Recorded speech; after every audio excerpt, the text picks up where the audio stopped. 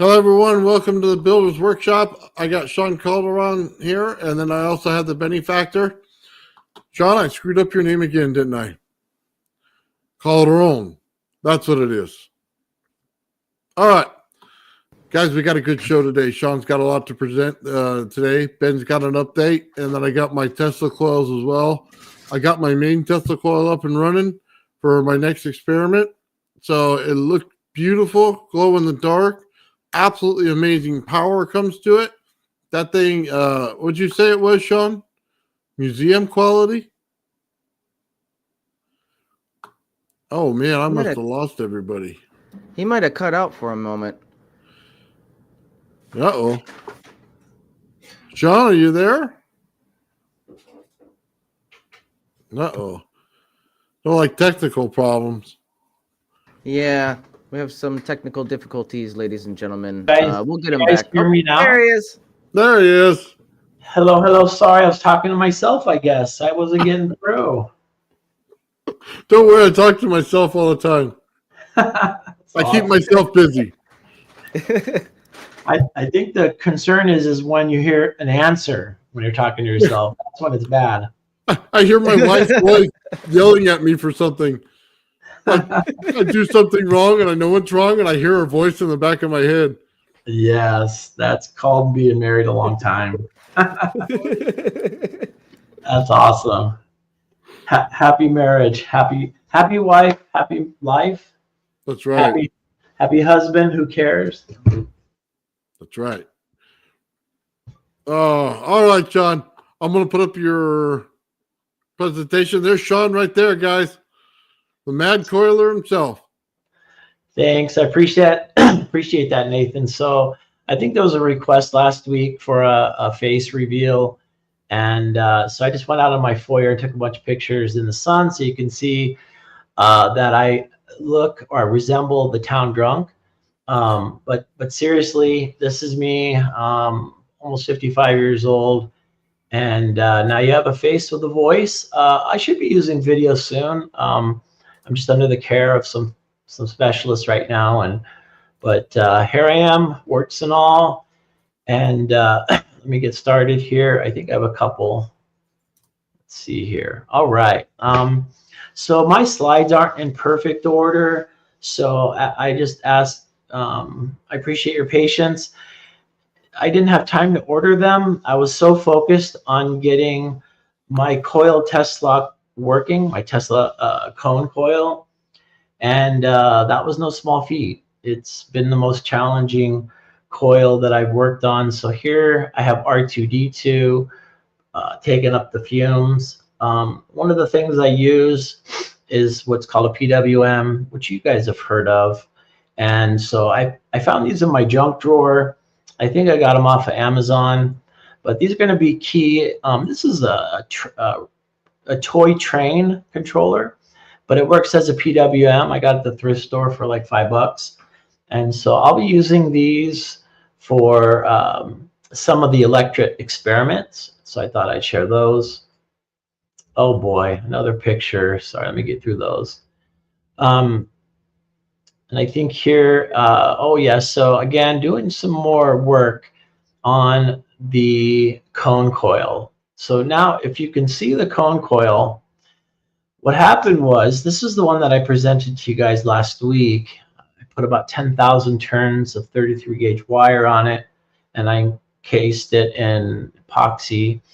And there was an open somewhere in the coil, and so I had to sand off piece by layer to look for the broken wire. So I'm using a heat gun here to pull off the layers, to heat up the PLA, and you're literally looking at hundreds and thousands of turns of wire. No fumes. This thing's a dream. I love the fact that I can melt anything and not worry about the fumes.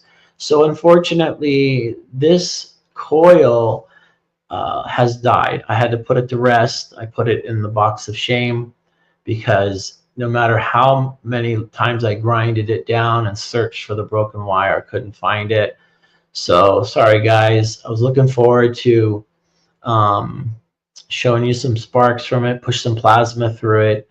It just wasn't feasible through this painful. It was a beautiful coil, but it didn't work. And so let's see here. I use 99% isopropyl alcohol. It's really good for taking off stuff, that solvents and stuff and glue, and so you don't want to be breathing it in. It's pretty potent, but I do use it in some cases. So 99% can be very useful. So you'll notice the cone just gets shorter and shorter, and no fun. All right, so this is something, it's a work of art. It's something special. It arrived in the mail, and it was built by Ian. And what it is it's a capacitor board. And as you flip the switches, you'll get different capacitances. And I'll be showing this in action here soon. But I just wanted to share that he sent me this, and I was just blown away. I mean, it is a masterpiece. It's sturdy. And as I begin to flip the switches, I can go down to picofarads, and I can go all the way up to where it says down here 383 nanofarads. Now this, of course, number can change a little bit because temperature affects capacitance, but this is a game changer, and I'm going to show you why in the future slides. But behind this are probably hundreds of wires to connect these switches, and to really, if you flip them all on, you get the maximum. You flip them all off but one, you can get as low as picofarads. Just amazing. So I had to print another coil, another cone. So here I am. I screwed this little winder, coil winder, to a piece of wood, and I'm just feeding it through. It feels like something like a manual sewing machine. This is just behind the scenes how the sausage is made. And here I am with this little inexpensive coil winder. I was able to wind this this cone here within about 3 hours, 2-3 hours. So on the right of me, I'm watching YouTube, and here I'm just kind of focusing on it. And I'll tell you what, this is one of my favorite things about the hobby, is this part. I don't know why, but I love coiling, and this to me is the funnest part, next to seeing plasma come out of it. And this is how lovely it looks up close. It's a work of art. I've noticed this in our area of French science, that we are all wanting to add an aesthetic quality to our work, and to bring science and art together, if you will. It probably sounds a little corny, but I really feel like that's part of what we do. So I'm showing off this sexy coil, and before I take it to the next stages, let me fix this here. Let's see. Oh, I can't. It's a video. So if you recall the handheld Tesla coil that Nathan built last Wednesday, I have the same thing here on the left, but in the bag I actually built another one into a high voltage power supply. So this is what's in the bag here. And so here I got the handheld. It looks similar to Nathan's, but a few differences. And this is up close. Now, you just have to buy a medical device on Amazon for about 35 bucks, and then do a little bit of changes, and there you go. I found a kid's toy that was clear inside here, and I took out the guts of the handheld Tesla coil, put it inside, and here I have now a high voltage power supply that I can do my high voltage experiments with. So this is the another way to engineer something from the handheld Tesla coil that was engineered from that Chinese device. So I'm trying to test this high voltage device. If you look at the O-scope at the top here, it's got a mean signal, and it just shoots up to the top, shoots down really quick, and then it goes below zero, then shoots up again.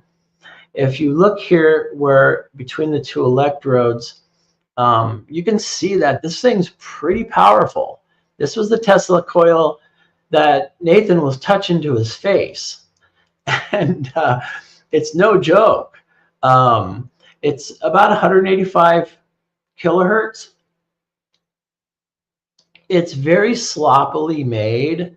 It's horribly made because when you turn it off, it's really not off. And even doing this experiment here, there's 100 different ways you get shocked.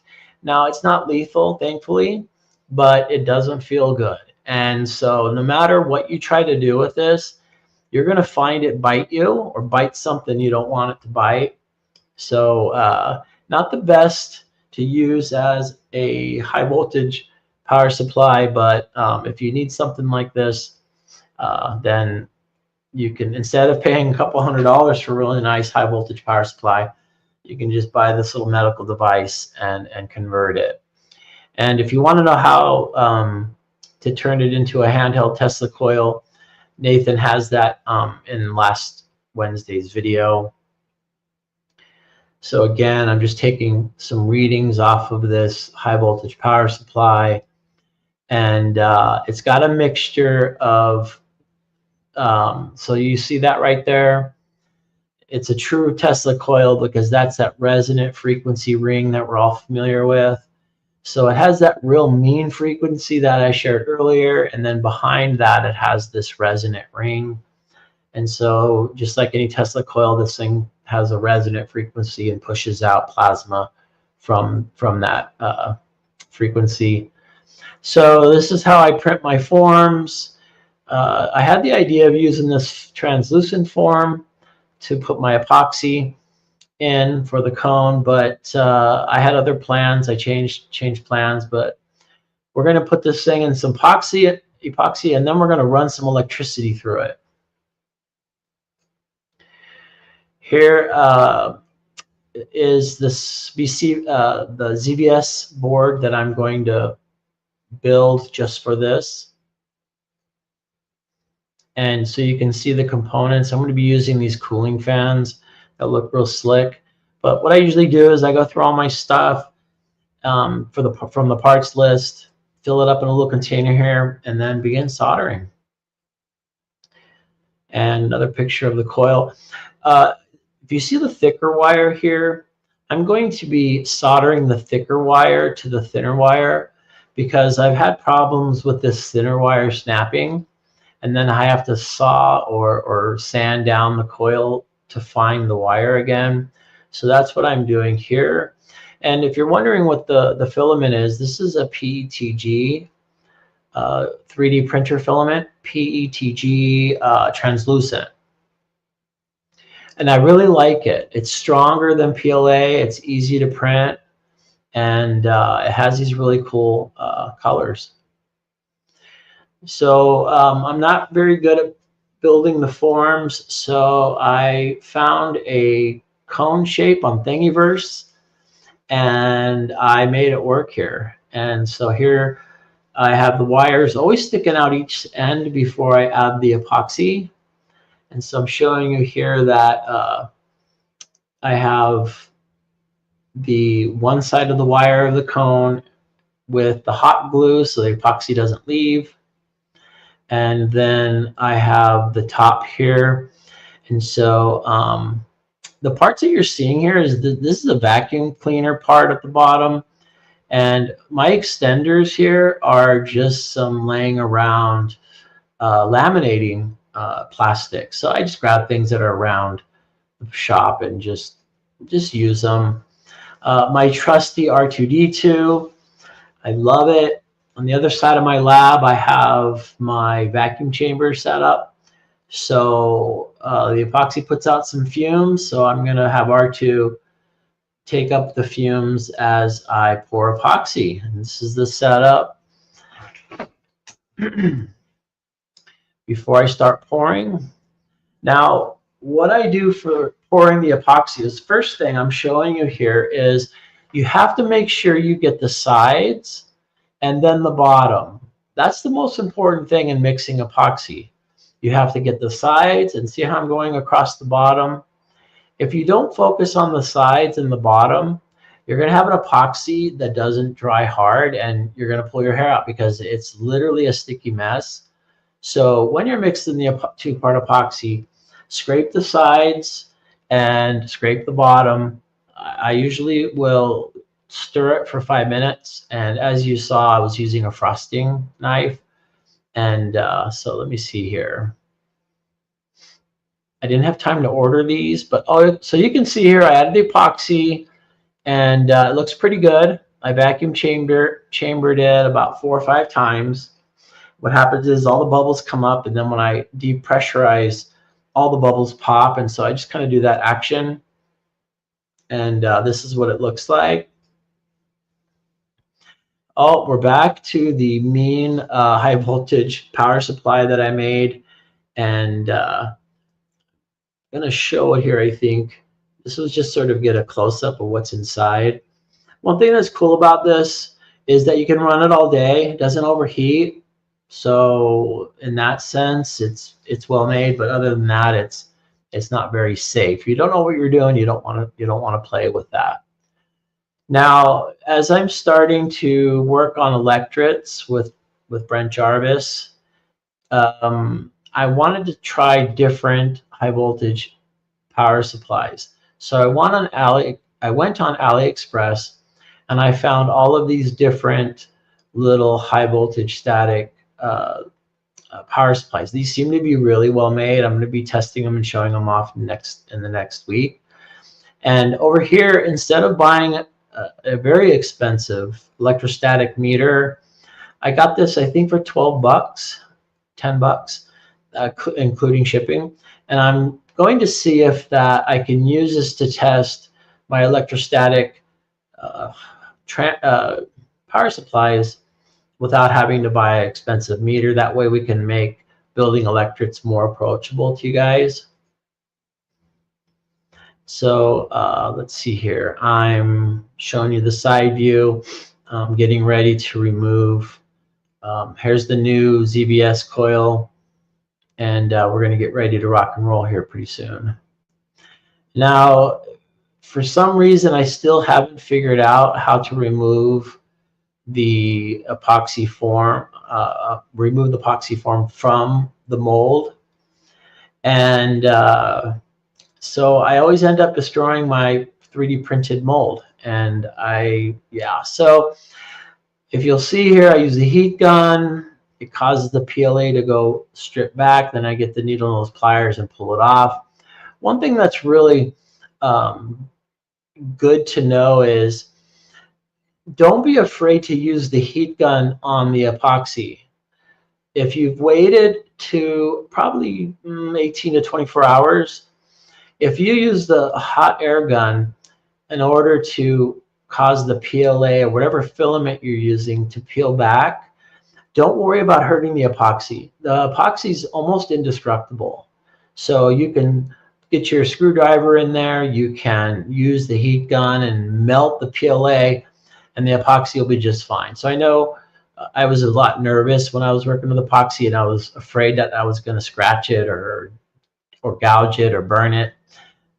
There's no worries there. You have to do quite a bit to hurt the epoxy, so don't be afraid. So it's a lot of work. it's a lot of work. The plastic around here on the bottom is that laminating sheet. It's 3M, and so it's that laminating plastic. And I think I'm going to start using it because if you'll notice, it comes off here shiny, whereas the PLA form, it comes out little scratchy, so I have to sand that part to make it nice and shiny. So it might save work. This is the LCR meter that I just use for about everything. I love it because all you got to do is put the power on and then hit this frequency button. First it started 1 kHz, then 10 kHz, now it's 100 K, then it's 100, and then it's 120. If I'm measuring capacitance or if I'm measuring a coil, I hit these frequencies because I want to see how it's going to act at each frequency. Capacitors and coils act differently at different frequencies. So if you hit the frequency button on your LCR, You don't have to do any thinking. It's going to do all of it for you, and it's going to figure out how many henries for your coil or how many farads for your capacitor. And so this tool is very important. There's just no way to measure inductance easily without an LCR meter. All right, so as I'm getting ready to test these high voltage electrostatic power supplies, the construction is amazing. These are real high voltage coated wires. These things seem to be well made, so when testing occurs, I'm pretty excited. And basically, I'm going to use these things to electrify different materials to see how much charge they can hold. So this is one of my forms for the cone. All right, so I'm starting to look at frequency patterns on, let's see here. Oh, this is the paper, the plastic, the lamination plastic that I use. Now, when I'm lining the mold before I've applied the epoxy, I usually use Vaseline, and that way then it becomes easier to remove the cone, let's say here, from the form. But I've been trying this silicone lubricant that you just spray on, and what I'm finding is that the epoxy mold, the epoxied item comes out really nice. So I thought I'd share these two tips. This is lamination plastic, and this is silicone lubricant, and together they make for pulling your epoxy job out and looking shiny and nice. This is my my upgraded Variac. I had a 20 amp. This is a 30 amp. And so I'm going to start with a set of other experiments. And this is for finally applying voltage to the conical Tesla coil. The cone Tesla coil. Oh boy, this is the hardest coil I've ever worked on. I had to really pull out all of my tricks to try to get this cone to put out plasma. And so this is a failed attempt 1. Now, forgive the plastic on the top. I know it looks like some kind of dessert, but what I did was I melted a lot of hot glue on the top of the cone because I didn't want the wire, the discharge wire, to snap. And so, because if that thin wire snaps, I gotta then sand it down, find the little wire again. So yeah, it doesn't look great, but this is testing, this is prototyping, so it'll look pretty later. A couple things too I want to mention. This is using the PLA, so it's rough. Here, this is using the laminated paper, so it comes out already shiny. So also you'll notice I added about a ½ inch of epoxy at the bottom here, and that's on purpose. Now I'm trying different primary coils. So here I just want to see if I can get it oscillating. That's all I wanted. And so I just took this cone of, the cylinder primary coil, and it's like 8-gauge wire, and it was a no-go. So I tried. It has an ugly signal, not quite where you want it. And then I'm trying to find the capacitance, trying to get this thing oscillated, and it didn't work. So here's another attempt, and I'm looking for a particular waveform. And so this is, of course, not it, but these are the things you can see.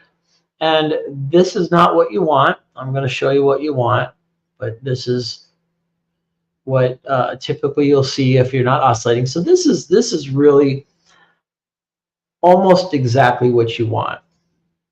Let's see if I can pause this here. No. Oh, here we go. Let's see here. We're going to zoom out. Okay, so this little consistent sine wave, that's the primary coil. And then this straight line that starts to fluctuate, that's the secondary coil. And so you can see the secondary coil starts getting bigger and bigger, but it doesn't quite have that flow of a resonant ring. So this is another really bad looking signal, even though it's getting better. So here again, I'm trying to get that cone to resonate and trying to look for that frequency, trying to lock it in.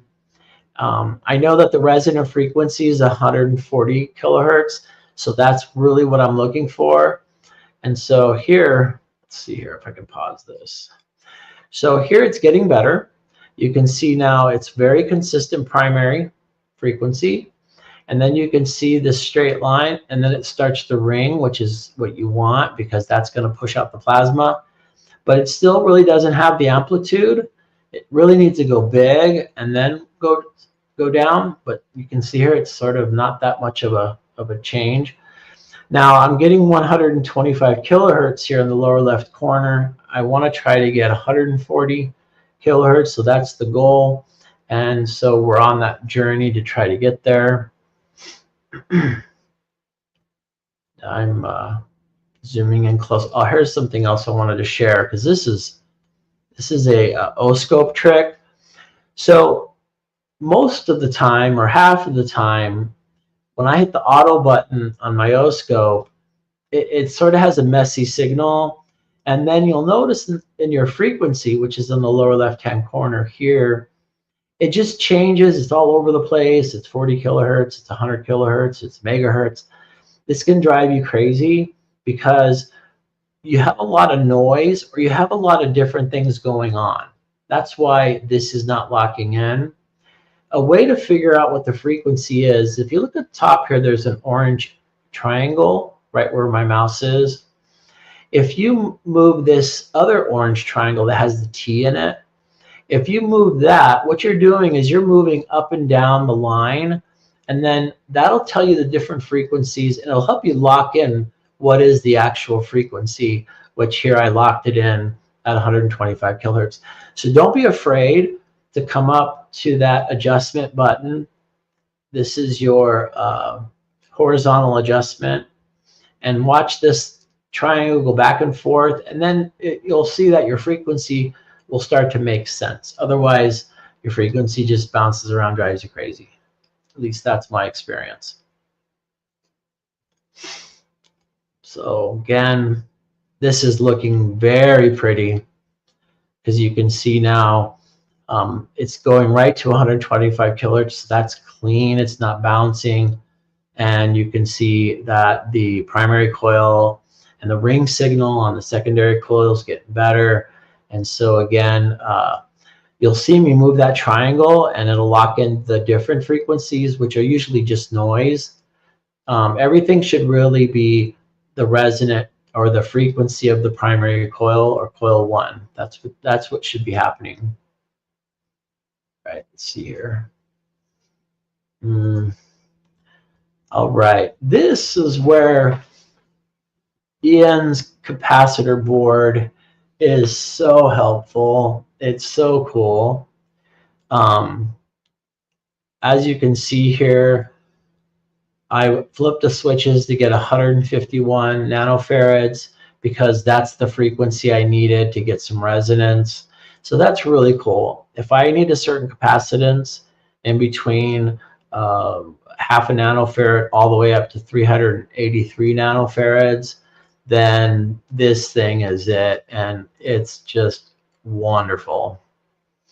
All right, so this is another test, and this time I'm testing things upside down. So you'll see here, this is the danger switch. When I hit the switch, oh, that's getting a really fine signal. That's the kind of signal you want, though you'll notice 7 kilohertz is not right.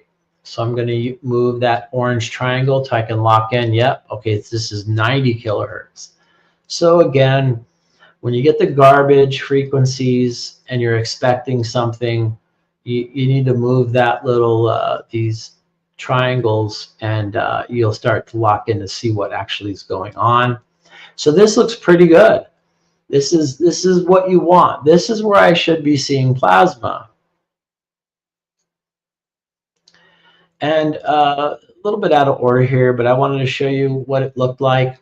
So when I wound the coil, I drilled some holes at the bottom so the epoxy would go in straight. Here I'm going to show you how to wind a concave primary coil. Winding a concave primary coil is a big pain in the rear end. First thing I need is the bottom of my largest surface has to match something that I have in the shop, and it does. The bottoms of these two match. So I'm going to use the container on the left to wind my primary coil. I don't wind my primary coils using the secondary coil here because it will damage the wire sticking out from the bottom and the top. So these guys, I'm very careful. So I use that on the left to make sort of a jig. My slides are out of order again. So when I showed you guys how to make a high voltage probe last Wednesday, you just need to buy 9 50 mega ohms resistors, connect them in series, wind them with some Teflon tape, put some heat shrink on them, and you will have a 30,000 volt high voltage probe for AC and DC.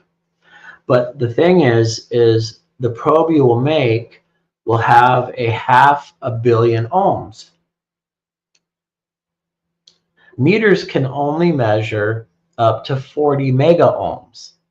So a 40 mega ohm meter is not going to be able to measure a 500 million ohm probe or resistor. So I had to purchase what's called a Mager.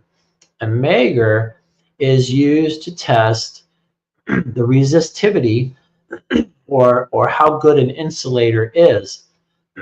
So if you'll notice on the left, over here, it starts with 1 kilovolt, and then it goes to 500 volts, 250 volts, 125 volts. This is where you would use the probes and to run it through, let's say, a piece of plastic to tell you if that's a good insulator or not. I don't really use this yet. What I use it for is it can measure up to 4,000 mega ohms. So this thing can measure 4 giga ohms, and that's what I wanted it for. So now when I build a 500 mega ohm probe to measure up to 30,000 volts, I can check to make sure the resistance is right with this cool guy called the Mager. It's a Klein Tools ET600. If you're interested, this is a pretty interesting meter in and of itself, and it's not that expensive. It won't break the bank. I think it's 150, something like that. All right, so if you remember that container that matched the bottom of my cone, so I took up some of my used. This is I think it's 0.2 inch diameter copper tubing. And I'm going to make it into a primary coil for the cone. It starts out messy like this, and I'll tell you what, okay, I'm checking, make sure the cone can fit in there. Yep, that's the right. So now let's turn this thing into a concave primary coil. But one of the things about winding these tubing coils, they're very painful and difficult to work with. They're just unruly. To get it to look like this right here, it took me 45 minutes. And it's because you're wrestling I don't know, a snake, a oily snake that's slipping out of your hands and it's fighting you.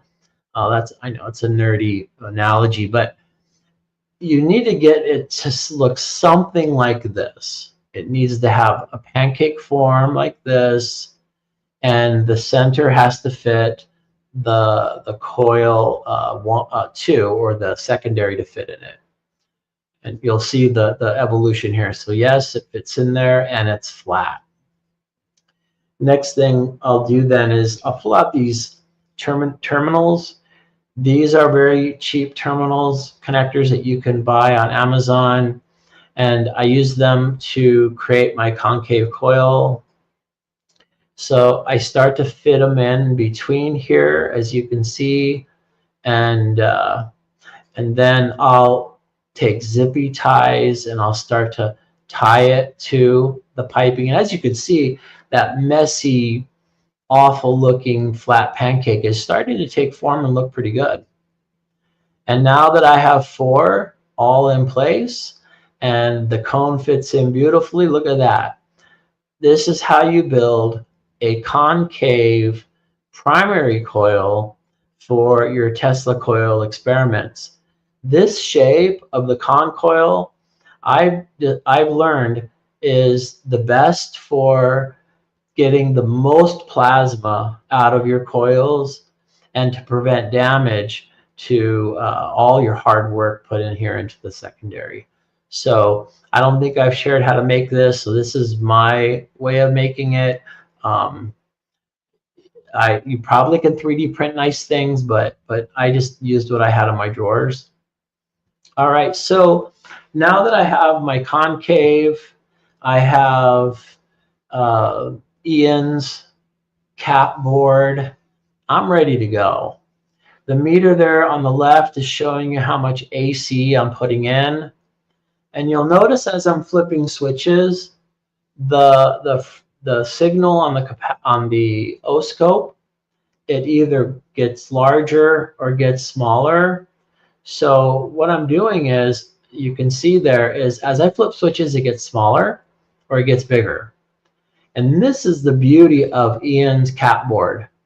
What you want is the biggest signal, because the biggest signal is resonant frequency. And so you see me just flipping switches, and I want to make that signal as big as possible. And so shrinking is bad, growing is good. And so I just play with it. I'm having a blast. And I've never had a capacitor that I can control like this. If you were to buy a variable capacitor and buy a large one, like the best one, and spend a couple $100, it will at best give you 1 nanofarad. So you can adjust it from a few picofarads to 1 nanofarad. And Ian's board can take you to 500 picofarads all the way up to 383 nanofarads. So this thing is just the best for what I'm doing, and that is testing these Tesla coils. So with all my ingenuity, all my smarts, all my effort, all my hard work, my calculations, my brilliant setup, this is what I got right there. Look at that. That is just amazing. I'm joking. It's horrifying. And I thought, well, maybe my ground is bad. So I took out the copper spheres and I said, hey, I'm going to add more free electrons to get this thing to push some plasma. And this is the pitiful output. Now I'm doing this literally minutes before I meet with Nathan to get things set up before we start today's presentation. So I'm trying so hard to get you guys something cool to see. So here I'm trying again. That's another beautiful signal. I'm putting in about 24 volts this time, 25 volts. I've got the capacitor bank just the way I want it. I'm so excited, and now we're going to try it upside down. Now, one thing I noticed is that this cone has a really good range of putting out radiant energy.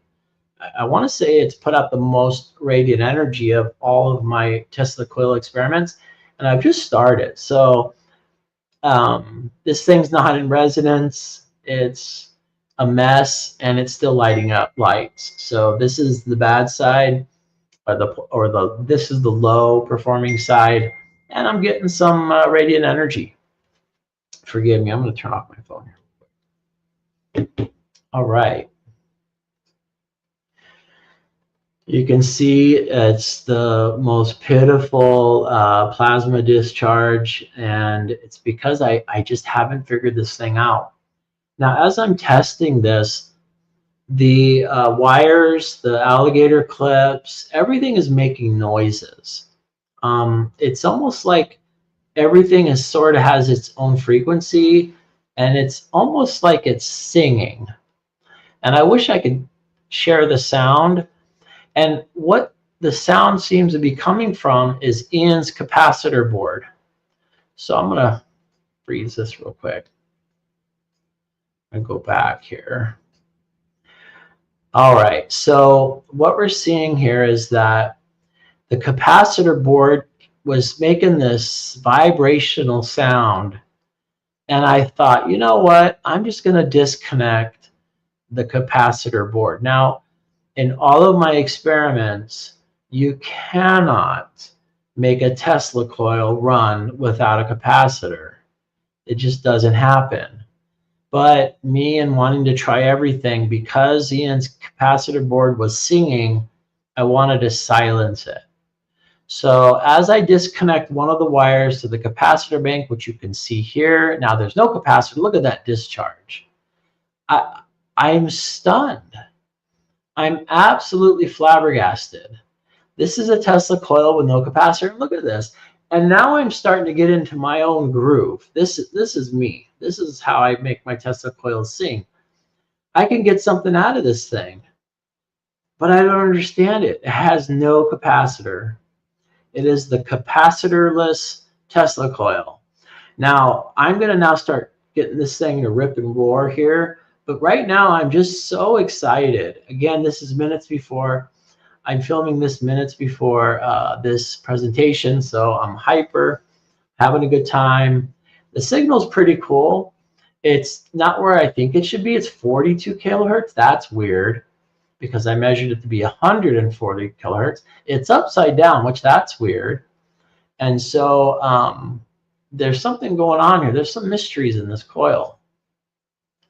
Now I'm tuning it a little bit better, which just means positioning it. No capacitors. Now, I usually film at night so you can get some really good displays. So you're really not getting the full effect of this. But as I begin to just move this thing around a little bit, I'm starting to see plasma get bigger and bigger. Again, there's no capacitor. All right, let's try it this way. Oh my goodness, look at that. I am getting plasma and it's not doing a just, look at that. This thing has huge possibilities. I can triple this now that I figured it out, but this is no capacitor, guys. No capacitor. I know I'm being annoying, but what is this? What is this? So I'm going to have to dig deep into this. Oh, did you see that arcing on the side? So this thing works asymmetrically. The resonant frequency upside down is different than the resonant frequency right side up. The characteristics of how this reacts is different upside down than it is up. And what I think I'm seeing here is that there's some convergence or something where it starts from the bottom and it starts to get pushed and compressed because of the shape of the cone. And look at that, it just explodes. And so that's what I'm thinking. I have another theory and I'll be looking forward to hearing it in the chat. But if you notice, if you remember earlier, I put about a ½ inch of epoxy resin at the bottom. I'm wondering if that extra epoxy there is the capacitor. In fact, this thing really is a coil and a capacitor at the same time. That's my theory. I'll look forward to hearing what you guys think. But look at this. No capacitor, and boom. I am going to push some serious stuff out of this. If I had another ½ an hour before this presentation, I would have had this thing rocking and rolling. But this is not bad. This was so much labor. 2 weeks of really focusing on this, and I'm so happy to share this with you guys. I'm just stoked. You guys are the best. I love that you listen to my long and arduous presentations. Means a lot. All right, so I think I'm just showing how thick the bottom is and how I think that's the capacitor right there. I built in the structure a capacitor and a coil to make a Tesla coil. All right. Sorry, this is my my dad is an impressionist. I'm sorry, I'm going to get to the end of this here. Oh, this is it. I'm sorry. All right. Well, that's my presentation, guys. I appreciate you all listening. I hope that my face reveal didn't scare too many people. I know that I have a tendency to do that. Could be worse than me, Shawn. You're all good. So thoughts? What do you think? What about the cone? Dude, that code is amazing. I can't believe there's no capacitor stuck to that. It boggles the mind, doesn't it? Yeah. That's my theory, though. I'm wondering what people think. Yeah, there's a lot of people in the chat. Sorry, I haven't been putting it up. I'm wondering, Nathan, if you added the epoxy to some sort of degree that you don't need capacitors anymore, that it's just a capacitor coil, high voltage coil. I don't know. And to eliminate the capacitor, I don't know. That just sounds fascinating. I wonder if it's just like a really highly efficient shape for what you're trying to do. Yeah, it does things that's why it took so long. You saw my pitiful sparks. That was when I put all my learning into it. So I had to kind of undo what I know. And by the way, when I disconnected the capacitor bank, the singing went away. It was completely silent. Somehow the cone was letting me know that I don't need a capacitor. So when I've experienced the hum from the Joule Thief circuit, the explanation is that it's at or near its resonant frequency. You basically are having it tuned at that point. In my opinion, I think you had it tuned or very close to its resonance. Yeah, I've experienced two kinds of resonance. Definitely the one that you mentioned. Oh, Crypto, you're wonderful. Love you too, man. Yeah, because your you have to match the capacitance. So yeah, so like what I'm trying to do with the coil is tuning the capacitance as well, so it's in sync with the rest of the circuit. So that's interesting that yours is humming too, because that tells me that cap bank's going to work for what I have to do. Yeah. Oh, yeah. I mean, the sky's the limit with that cap bank. It's so ironic, I guess, that I finally get the ultimate variable capacitor and I don't even need it. That's just what I know. I finally get my dream capacitor and the cone rejects it. That's fun. Okay, Shawn, real quick. We were in the discussion earlier. This guy says the coil shape doesn't matter. Can you explain the coil shape and what it does to a Tesla coil when you start changing it? Yeah, so the geometry of the coil is definitely has an effect. And I've tested, you guys have been with me on this journey. I built a sphere Tesla coil that had its own unique properties. For example, at its equator, while it was pushing out almost 1,000,000 volts, you could put anything down at the equator and it wouldn't even be affected. And so that geometry was very different than when I built the cylinder coil. If you recall the cylinder coil, if I put anything next to it, the cylinder would light it up. The cylinder would attack it. And the cylinder was just really wanting to light up everything around it, not the sphere, but the cylinder. I then wound that pyramid coil that sort of sits collecting dust, and I have some plans for that. But I got a little obsessed with this cone.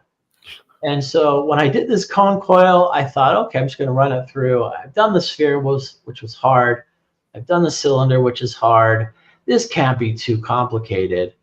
And there, the first cone, the beautiful black one, was just a nightmare. And then when I created this new white one, and by the way, I named it, I name all my coils, I call this one the brightness. So brightness was very quirky. I lost the wire a few times. I had to find it.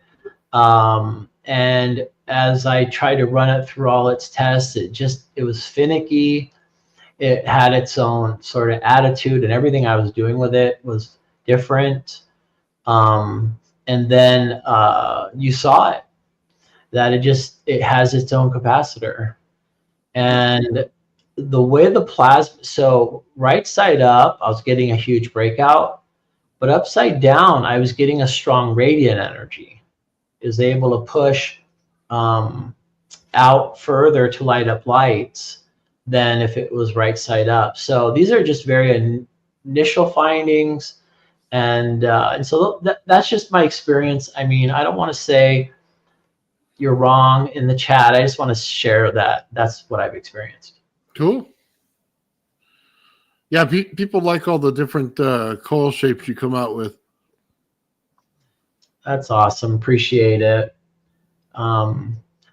So I'm just going through the chat here too. As somebody said, 1,000,000 volts, stand back. Yeah. Watcher, you know what? Yeah. It says 500 feet. Well, I mean, 1,000,000 volts can have such a low current that it's not like 1,000,000 volts from the power lines. I mean, with the thousands of amps, this is micro nanoamps.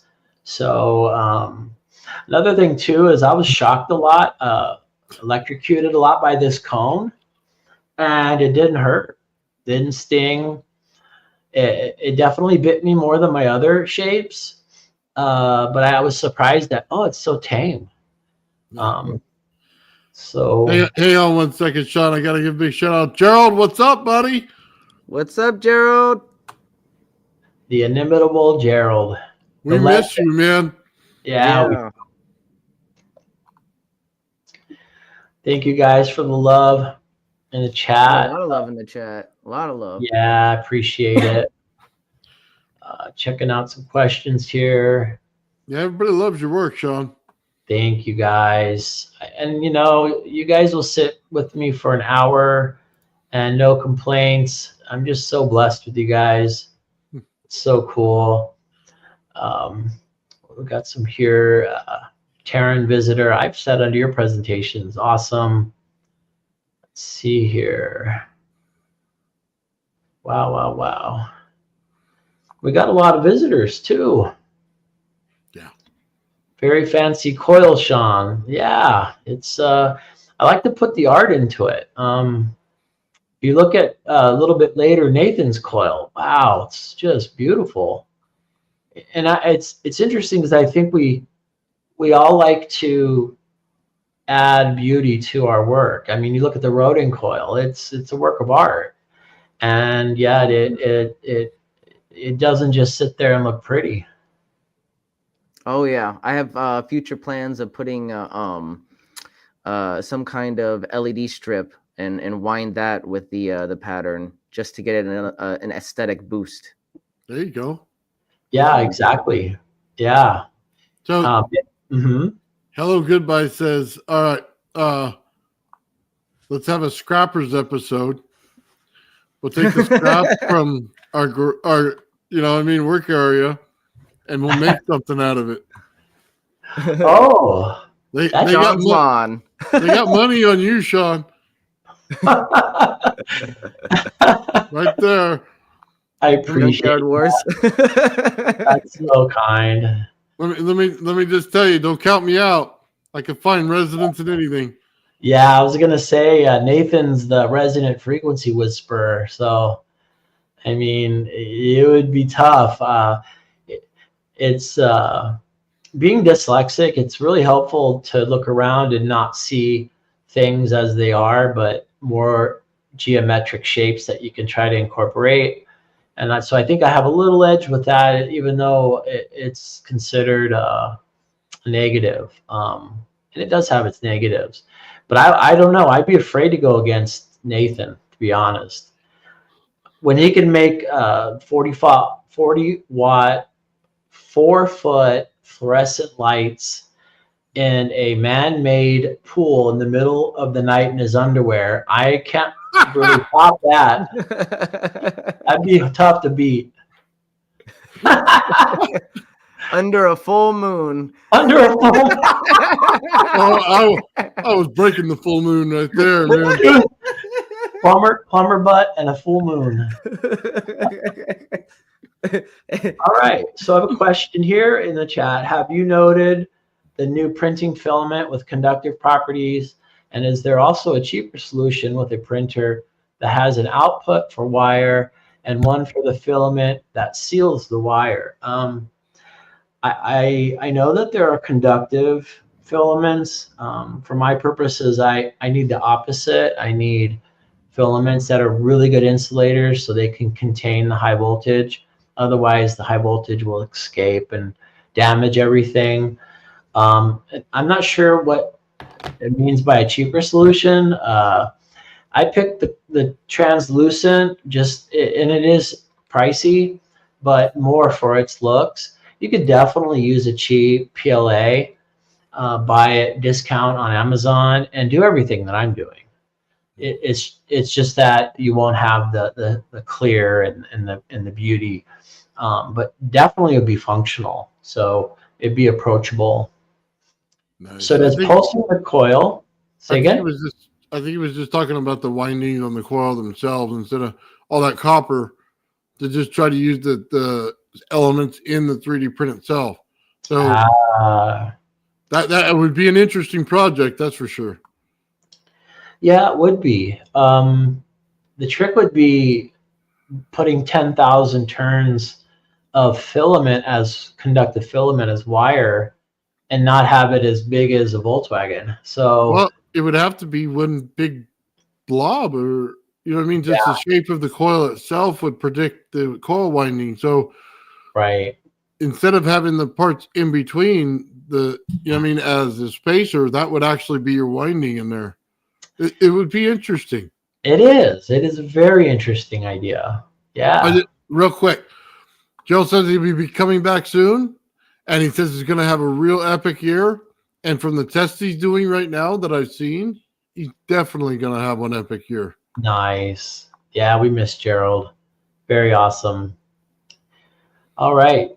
So thank you, Rudiger Stein. Freedom says, so does pulsing the coil with different frequencies use different shapes? Just the coil shape itself will not assist you in what you're trying to do? The shape itself is helping me what I want to do. It's just that I have to figure out how to make it do what I want to do. And it wasn't easy. So thanks for sharing, Freedom. He says, sure, you can agree, but keep it in mind that I've said, because once you get to a point of where you can't figure out why it's not working, you'll come back and remember what I've said. Thanks, Freedom. So, I disagreed with him in the chat, and I didn't want to make a big deal out of it. It's just that I know what geometry does to everything. So as soon as you start messing with it, it changes everything. We've all been testing with different geometric shapes of coils, and consistently we've all gotten different results, interesting results, and oftentimes perplexing results. Yeah, it is. And you know, we learned it in part from the other coils, but this one just, I couldn't believe it's on a whole nother level. I really think I think we're onto something with this cone. I know that Tesla brags about it in one of his patents, saying he went up into the hundreds of millions of volts with the cone. And so, you know, there's no specs on his cone. You just get those old black and white photos of it. And so I sort of just sketched out what I thought the dimensions were of his cone. And you can compare the dimensions of mine to some of those old photographs. I don't have the exact specs, and I definitely didn't wire it like him, because Tesla coils are wound on the outside surface. My windings are in grooves, deep grooves, but the shape is still there. And so that's what I was kind of hoping for, was I wanted to see hundreds of millions of volts, but I feel like just this breakthrough of it doesn't need a capacitor. I think I'm on the right path. Thank you, His Highness. It looks beautiful. Society of High Sciences says different frequencies will be out of resonance and thus inefficient when it comes to the coil's natural inductance. Yeah, coils have multiple resonant frequencies, but the lowest one I found puts out the most power. So that's what I stay with. And feel free to chime in, Nathan. What do you think? On which part now? Just reading the chat. What's that? Sorry, I was reading the chat. Go ahead. What was now? Oh, no. Yes, I'm sorry. Sorry. I think Ben was going to speak. Oh. Okay, so it says here, but different frequencies will be out of resonance and thus inefficient when it comes to the coil's natural inductance. Yeah, it's got to match the shape. So how do I say this? When you were doing your coil and you flipped the center, the number 2 coil, but you didn't flip the number 1 coil, you may have a better resonance frequency if you did that. Yeah, I gotta try it. Yeah. Society of High Sciences, and this isn't ready for anything other than making pretty sparks. Yeah, for now. I mean, exploring geometries, and I mean, the majority of the universe is made from plasma, so getting a lot of plasma in my little makeshift laboratory, I think it's a start. So can something like that? Yes, I'm sorry. Do not sell yourself short. Thank you. What you got to understand too about Shawn's geometry, when he creates a ball, right? He's creating cavitation inside there, so it's changing how the actual energy comes out of it. So when he's doing that, when he goes to his electret, and then he starts changing the geometry on you, it's going to matter a lot when he starts doing it. So he's already going to know exactly how to put the null zone in there, how to get a north and a south out of it. It's a lot different because the next level, you have to understand this stuff to get there. Yeah, I mean, when you see just any of us work on our projects, and there's like a beautiful simplicity. It's sort of like the expert playing the piano, and it looks so simple, and then you get your fingers on the keys, and it's nails on a chalkboard. It's there's a lot of subtlety. There's a lot of intuition. There's a lot of tiny steps that form what looks to be simple, but yet isn't, and is mind-boggling. I've never found anything on YouTube and the internet of what we're doing here with Tesla coils, and I would challenge somebody to find a YouTube video, and I'd love it if someone else was doing it, but I feel like we're in undiscovered country, and I think we're actually just learning new things. Yeah, One of the coolest things you did is with that AC coil when you started using that ground and shooting it over. I thought that was the most amazing thing. Oh yeah. The cylinder that was pulling electrons from ground, or the opposite. Yeah. It wasn't like anything you ever seen, because usually dumping stuff into the ground, not taking it out. Right.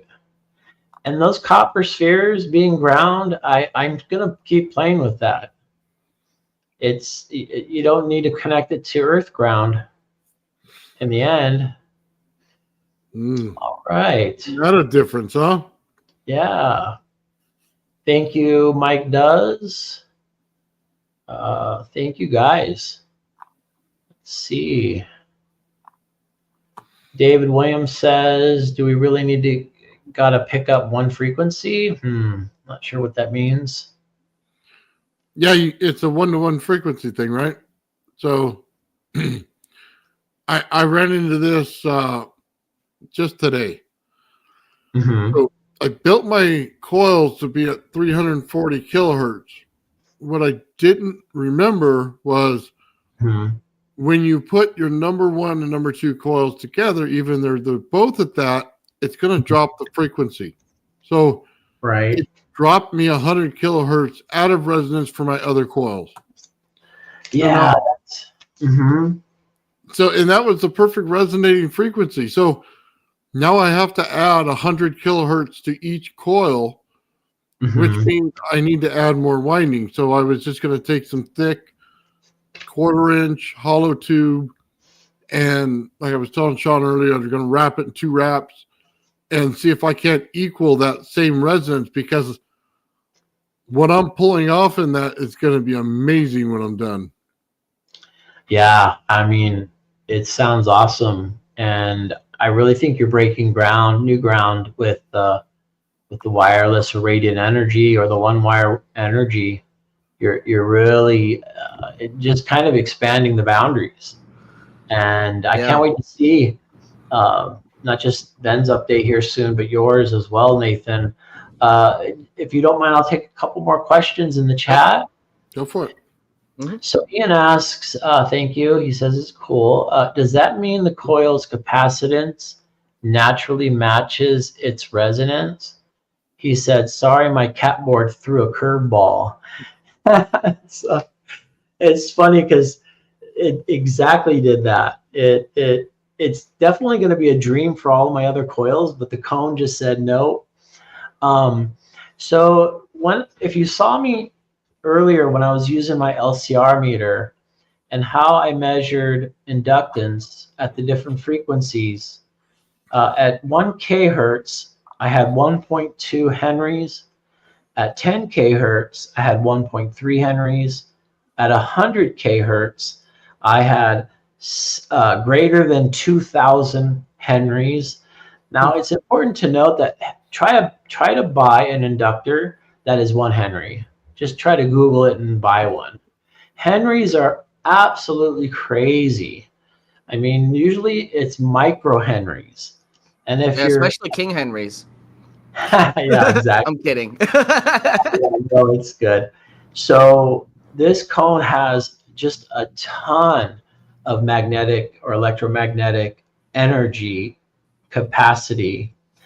But I also do this for capacitance. So when I tested the capacitance of the cone at 1 kilohertz, the capacitance was 20 nanofarads. When I did 10 kilohertz, the capacitance was 191 picofarads. When I did the capacitance at 100 kilohertz, the capacitance was 1.4 picofarads. So we're talking picofarads are a trillionth of a farad, I think. And then at 100 hertz, the capacitance was 2 microfarads. Think about that one. That's crazy, because picofarad, a 330 picofarad is the range that I'm looking to use, and I just because I'm stupid, I'm trying to study the cap bank. I'm like, oh, I can get close to that with just switching these two on. So yeah, picofarads is super low. for what we're doing, nanofarads are the thing. Between 990 nanofarads down to 6 nanofarads. That's been the range for all of my Tesla coils, and I have many. 4 shelves full of them. And a 2 microfarad reading, that's a lot of, not micro, sorry. Yeah, 2 microfarads. That's 2,000 nanofarads. So in effect, it is an interesting capacitor because it has a high capacitance, and that has to do with the shape and the way I put the epoxy on. So to answer Ian's question, yes, the self-resonance matches for the inductance matches the capacitance. So I hate to say this, but this might be just my good luck. And, I think that's why it was humming too. Yeah, because it just didn't want it. In fact, you remember those pitiful sparks at the beginning? That was 8 volts AC. I could not use 9 volts, 10 volts. That little pitiful spark would disappear. And the cat board would sing. The cat I board got a question for you. Sorry, I got a question for you. The top of the cone, do you think that the windings are so close to each other that you're getting a natural capacitor out of it? Oh, interesting. Yeah. I think you're onto something. Yeah, because I mean, they are close enough to be considered capacitors since they're surrounded. I mean, if you think about it, the enamel coating on the wire is no, I'm sorry. Yeah. The enamel coating on the wire, trying to think of how it's a capacitor because you need 2 plates and an insulator. Well, your epoxy is your insulator. Okay. And then your 2 plates is the wire. So you just replace the plates with wire. But it's multiple magnetic fields building upon each other that are so close they have to overlap. That makes sense. Yeah, Ian asks, did I disconnect both wires from the cat board? Yeah, I put the cat board on another workbench. Cat board was nowhere near it, and that's when I was getting the giant sparks. John Curley says, that is what natural resonance of a secondary is. Yeah, I think, again, it's a little bit of luck on this, even though I kind of want to blame it on the geometry too. So I'll be doing a lot of tests. Now that I got the formula, I want to get that thing to get hundreds of millions of volts as Tesla promises. Yeah, you have to find a way to rule things out, huh? Yeah, exactly. Well, it makes you wonder, if you put 2 cones directly pointed at each other, was there a natural capacitance in the center between the 2 cones, and then the outsides, you know what I mean, built up energy and held it better? Yeah, I'm glad you mentioned that because a hourglass Tesla coil is my next shape. So yeah, somebody mentioned that in the comments. Yeah, hourglass. Right, and do I create just 2 cones, or do I just create a single hourglass? I'm tending to want to do the hourglass just because no one's doing it. Though I don't know of anybody putting 2 cones together. In fact, I don't know of anybody making cone Tesla coils like this. Okay, if you didn't throw the old one away, connect the center wire at the top of the cones together and run it. Then see what you get. I mean, who cares if it sparks out the other side? You know what I mean? Oh, yeah. Check the field on it. Yeah, good idea. It's a really good idea. You get a fire hose at the other side. It's just going everywhere. I'm really anxious to do that. I'm going to do that tonight. That's such a good idea. You've set my whole lab on fire, Nathan. You can't talk anymore. That's right. Ideas. Yeah. Shawn, you have to order a fireman suit first and put wear the suit and put the hat on and everything. and, Oh, and get a hard hat like you. It's awesome. Yeah, yeah. oh yeah. You get all kinds of mayhem going on. Right. Dude, can you imagine that? We're sitting in the same room, Shawn and I. Dude, it would be uncontrollable mayhem going on in there. We would build everything on his workbench. There's a reason why we're spread out by distance, because I don't know, it would be it'd be too much. And he's got everything organized so meticulously. You would be so efficient at what you're doing. Yeah. Oh, yeah. Who, Nathan or me? No, you, Shawn, your lab is like, you have everything meticulously organized, and I love it. I love how you organize all your capacitors and separate them into nice little clear jugs. That's exactly what I need to do. Thank you. I appreciate that. The secret is thrift stores, buy see-through containers, and that way then it's, you know, you said it looked like a candy store. I think it was Gerald said that. And yeah, that's, I mean, Nathan's super organized as well. I mean, it doesn't look like it right now. I can tell you that. Well, you still have a really nice setup, Nathan. You as well have a nice setup. My lab is kind of disorganized. I got crap everywhere. I need to readjust my what do you call that? Feng shui. Yeah. I got a lot of feng shui out of place right now. I've been working all day.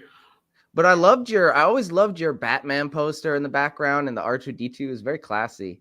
Yeah. Nostalgic. Yeah, what do you think of my R2-D2? I don't remember seeing that one.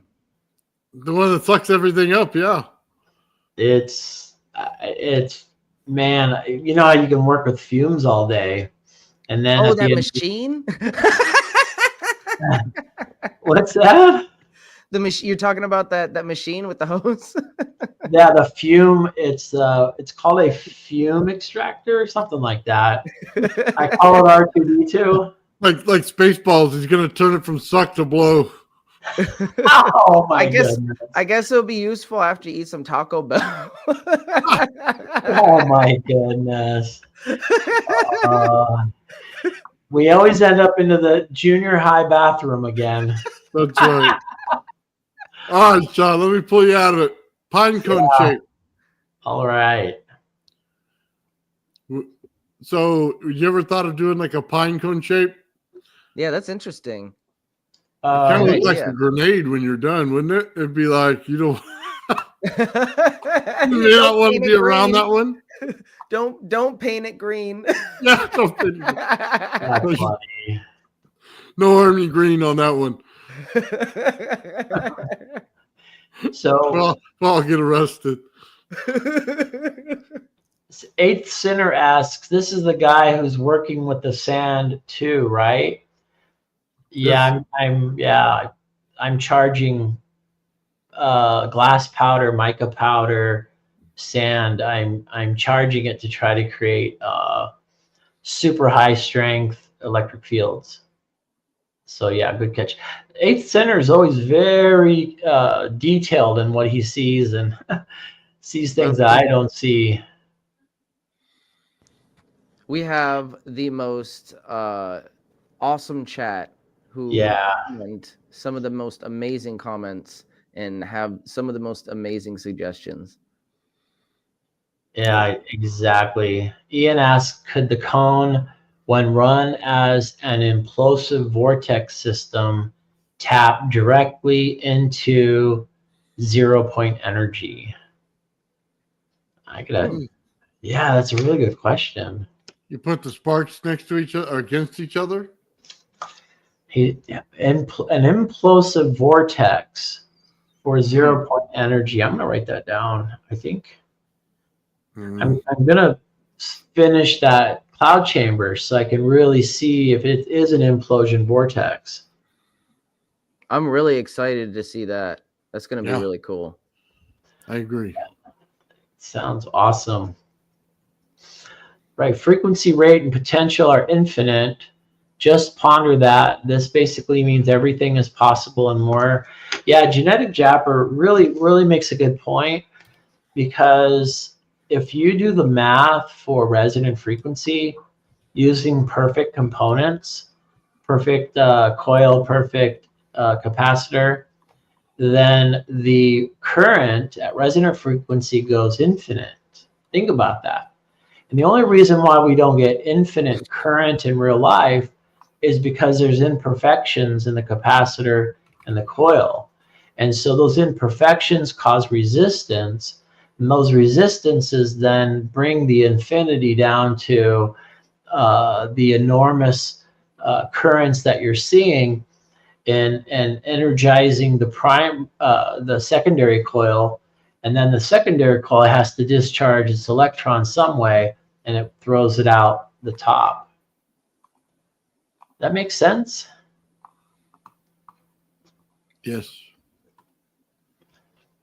All right. A lot of thank you, Papa Bales. Papa Bales? Papa Bale. Papa Bale. Yeah, great to see you guys. Great to see Gerald. Gerald's going at it in the chat. Yeah, Gerald's been busy lately. Hello Goodbye says, to stabilize the molecule in the environment, cold energy may condense or make water easier to mix with less energy. I'll give that one to Nathan and Ben. Oof. It's a mouthful, huh? Yeah. What is? Could you destabilize the environment? Cold energy condenses to make water. Could you read that again? I can't find the comment. Yeah. Hello, goodbye at 6:04 p.m. Destabilize the molecules in the environment. Cold energy may condense or make water easier to mix with energy. That's just a fascinating question. Transmutation. Yes. Yeah. Yes, it does. So let me give you a little thing here. If you put this cold energy into water, it restructures the water. If you put orange juice next to it in a cup, separate from it, Yeah. the scalar field that it creates will take in the flavor of the orange juice into the regular water. Wow. You will transmutate that water. We got to bring that up offline more, because I want to wrap my head around that. And I would like to replicate that experiment as well. That's something that's really neat. No, that's big. I want everybody to comprehend how huge that is. Oh yeah. Yeah. Let's put it in a biblical sense. You're changing water into wine. Yes. Yes. So that experiment is a monster experiment, and it's been known to be done already. Interesting. You just blew my mind, Nathan. Yeah. Wow. Thank you for the compliment, John Gray. Almost done. Genetic Jabber says extreme frequency switching is barium titanate doped with zirconium substrate or aluminum oxide, probably graphene oxide, semiconductive field effect transistor, extreme high frequency switching. You know, Genetic Jabber has the most interesting, I don't know what the word is, scientific description. It's so deep. I'll give them that, super deep to go in there. All right, here we go. So any info on voltage resonance with harmonic molecular augmentation and gamma radiation manipulation? I haven't seen any gamma. Yeah. I know that. What's that? Oh, I was just going to say, I don't play with those things in my garage. Not to get to that level. No. Yeah, I don't. Yeah, I'm with you. That and X-rays. I don't want any X-rays. So hold on. Didn't you buy that tube so you could do the cold X-rays? I did, and as soon as it arrives, I'll be trying to look through walls with it and doing safe X-rays of my hand, and so that's the hope. So check this out. Let me give you a little information here. Sure. So outside when I was running my Tesla coil, it was really cold outside. Okay, out there when I was shining the moon, it was so cold that the wire itself would have a blue glow that runs across it. Wow. So you could touch it, not a problem. It was just that the way it was so cold versus the temperature in the wire created a blue glow. It wasn't quite purple, but it was like a real like darkish blue. So wow. Yeah. Like almost like a light ion field. Yes. But it had no ion smell, nothing to it, and it wasn't purple like ion. So wow. It was one of the most interesting things that came about that day. So when you go to say x-rays and stuff like that, put that into that tube and we may have it. Yeah. That's interesting. Very cool. That's awesome. The one thing that stands out in Hello Goodbye, and guys, we're doing our best to get through the questions. I appreciate your patience. Genetic Japper, thank you. So Hello Goodbye says voltage resonance. The resonance that we are working with is current resonance. I don't know if you guys knew that. It's current resonance. It's not voltage resonance. Current resonance occurs with a capacitor and an inductor in series, whereas voltage resonance is a capacitor and inductor in parallel. And I've not even broached that subject yet because it's current resonance is a whole field of unexplored, but it'd be really interesting to dip the toe in that. So appreciate you mentioning that. And if anybody knows more than me or us about that, let me know in the chat. But I'm glad you brought that up. A couple more questions and then we'll jump on Ben's presentation. Yep. All right. So Shawn, do you have an Ultron shape? I lost them. Ultron? Yeah, I lost it. Like Ultron. Avengers Ultron shape, or you got Utron maybe? Yeah, I lost them. Sorry about that. Infinity Stones. I'll be right back. Yeah. We'll solve this. Yeah. Papa Bale says it's an amp tunnel or amp funnel. That's an interesting way to think of the cone. Yeah. An amp funnel. Let's see. Hyperboloid. David Williams. I'll write that down. I've never heard of a hyperboloid. How about you guys? I don't think that's the way it sounds. Hyper. That's the right word. Hyper BOLOID. Oh, it might be misspelled. Hyperpoloid. It doesn't sound right. Yeah, David Williams. We'll look that up. I don't know. It sounds familiar, but it doesn't sound right. Hello Goodbye says you people are slobs, and that's the way I love you guys. I'll take that as a compliment. Here we go. Papa Bales. Shawn, do you have an Ultron shape? It's a Utron. I'm looking at it down further in the chat. Okay. Utron. Nathan, do I? Have No, it's cone's opposite. So, flat. Pointy end goes out. Flat end comes to the center. Okay. That's after my hourglass. So I didn't know it was called an Ultron. Utron. It's based on Otis T. Carr's UFO. So it's a Utron. Okay. 8 Sinner says, look up Bashar's space-time antenna. You heard of that? No, I'm gonna have to look that up. Is it Vashar or Vashir? Bashars. Vashir. Bashars. Okay, Yeah. I'll go with you. Thank you, Jabber. Yeah. Real quick, Ian says the harmless X-ray system was built and presented on ESTC conference 2023. Check it out.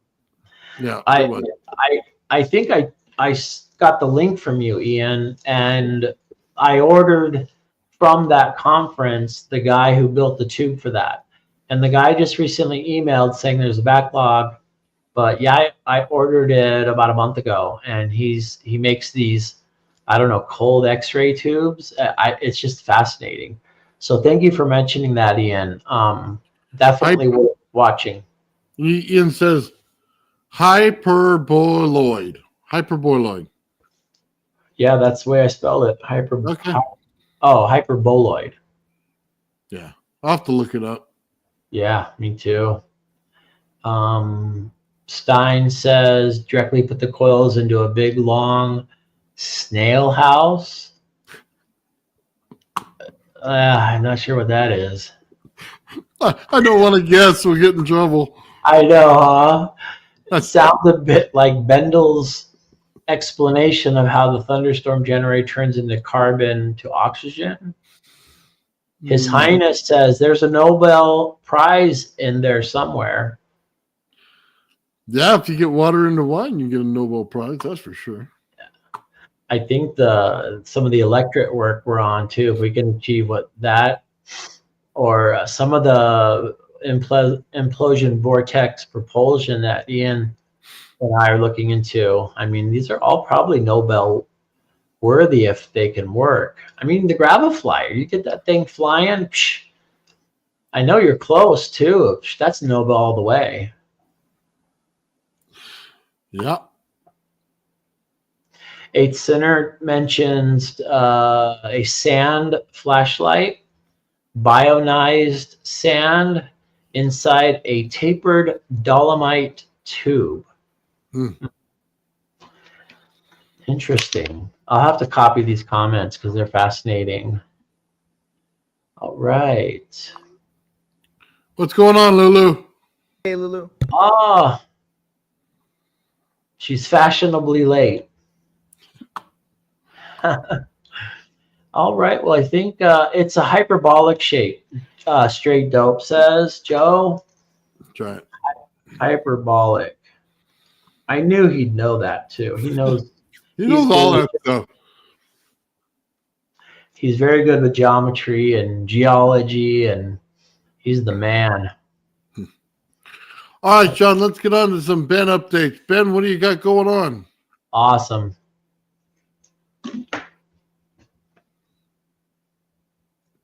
Ben? He just put a bite of pizza in his mouth. He's sitting on the couch. PJs. See if we can't get him to spit it out.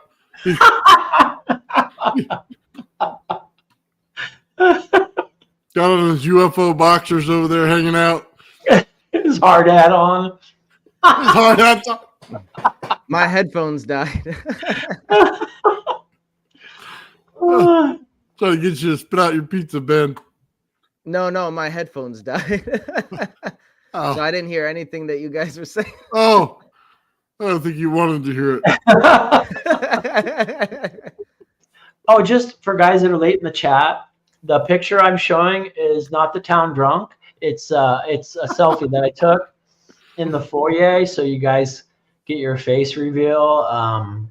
Yep, that's me. Thanks for asking. I think. Ben, you have the floor. Oh, okay.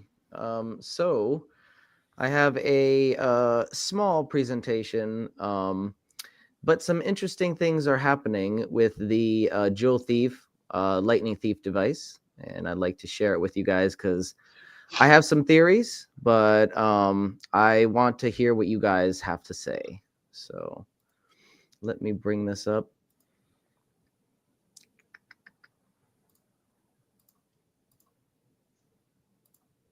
All right, there we go. So that is the Lightning Thief. It is a modified ABHA excitation circuit, which is basically just a modified Joule Thief. And we have it hooked up to the ABHA coil. And right now, I have some interesting readings. So before, I was using a 40-watt LED panel as the load.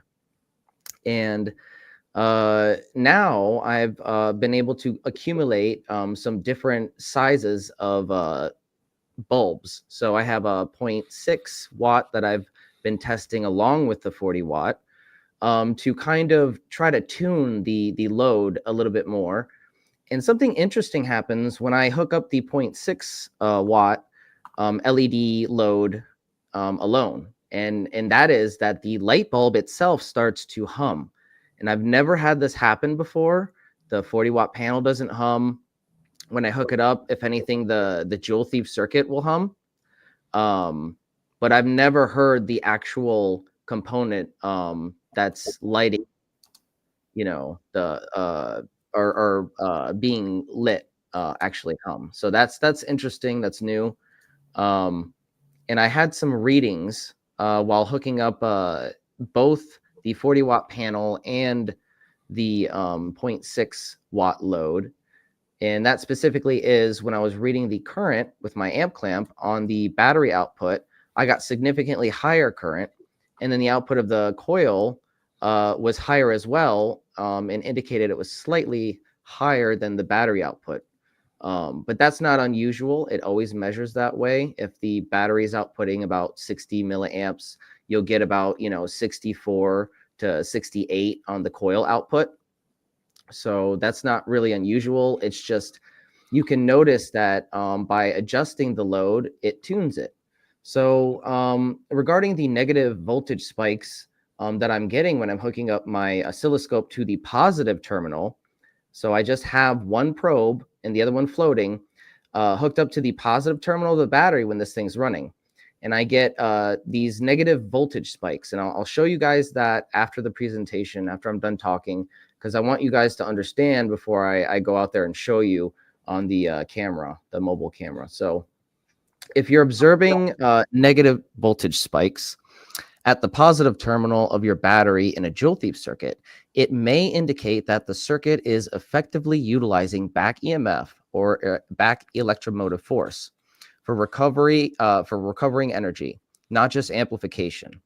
And here's a little bit why that could be. So what is back EMF? Well, a Joule Thief uses the collapsing magnetic field in the inductor, or in this case, the ABHA coil, to generate high voltage spikes. These spikes can be harnessed to power a load or recycle energy that would otherwise be wasted. So the significance of these negative spikes are that the negative spikes at the battery terminal are caused by the collapsing magnetic field, which creates a counter voltage. Okay, so the energy recovery mechanism, instead of dissipating energy as heat, a well-designed circuit captures and redirects back EMF. This function aligns with the principles of free energy devices rather than a simple amplifier. So this could indicate that our system is actually utilizing the back EMF efficiently. Now, let's move on to the practical guide to free energy devices and what it has to say about physical toggle switches. Because as you'll notice here, I'm pointing to the toggle switch that I have on the Joule Thief, specifically for the prototypes I'm going to be sent out to the team. And that allows you to toggle between the open and closed circuit on this Lightning Thief device. So I have yet to test the open circuit method. I'm going to probably do that sometime tonight or tomorrow. And again, if you're members of the YouTube channel or you're paid subscribers for the Patreon, you'll get that early. So if you don't want to wait for those updates. But yes, I'll be testing the open circuit out tonight. But at any rate, the toggle switch is important because a physical toggle switch was emphasized in the practical guide to free energy devices for a Joule Thief. And this is important to emphasize because a physical toggle switch can play a critical role in initiating and enhancing the performance of a joule thief circuit. By manually toggling the switch, you create a large initial spike or current surge, which helps jumpstart the back EMF process and optimize the system's tuning.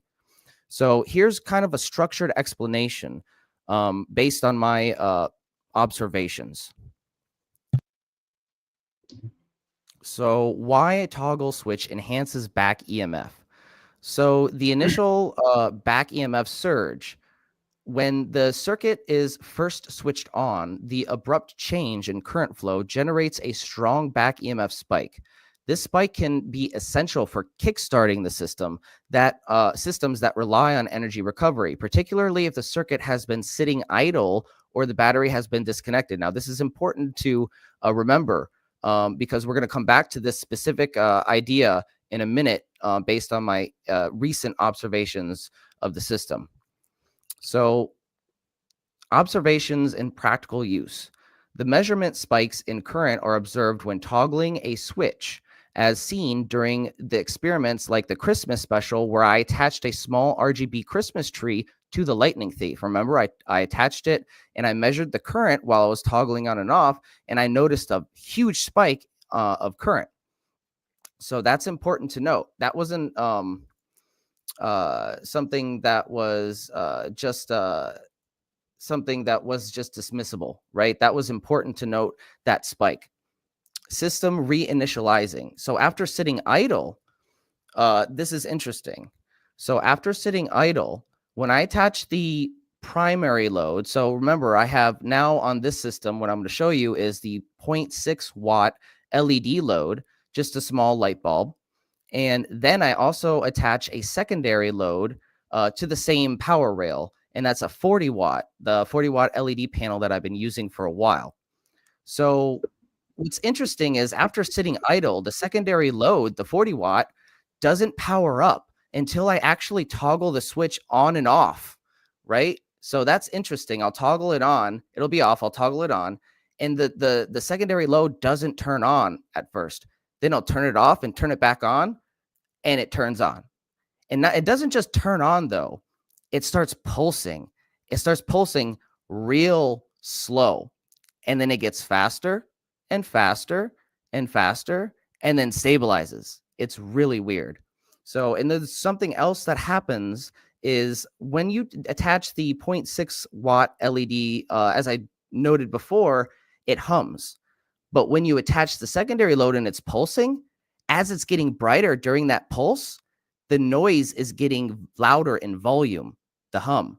So it's really, really interesting. And I want you guys to take note of that because that's what I'm going to be showing you tonight. So the behavior of the lightning thief device with a toggle switch.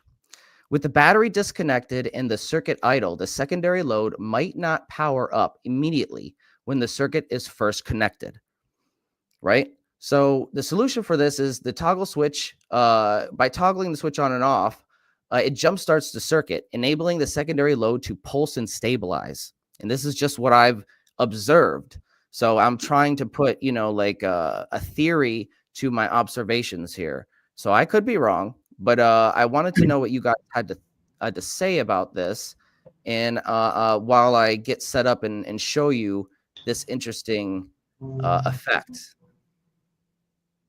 I mean, I think your approach is sound. I think that you're methodically arriving to the same conclusions that I would.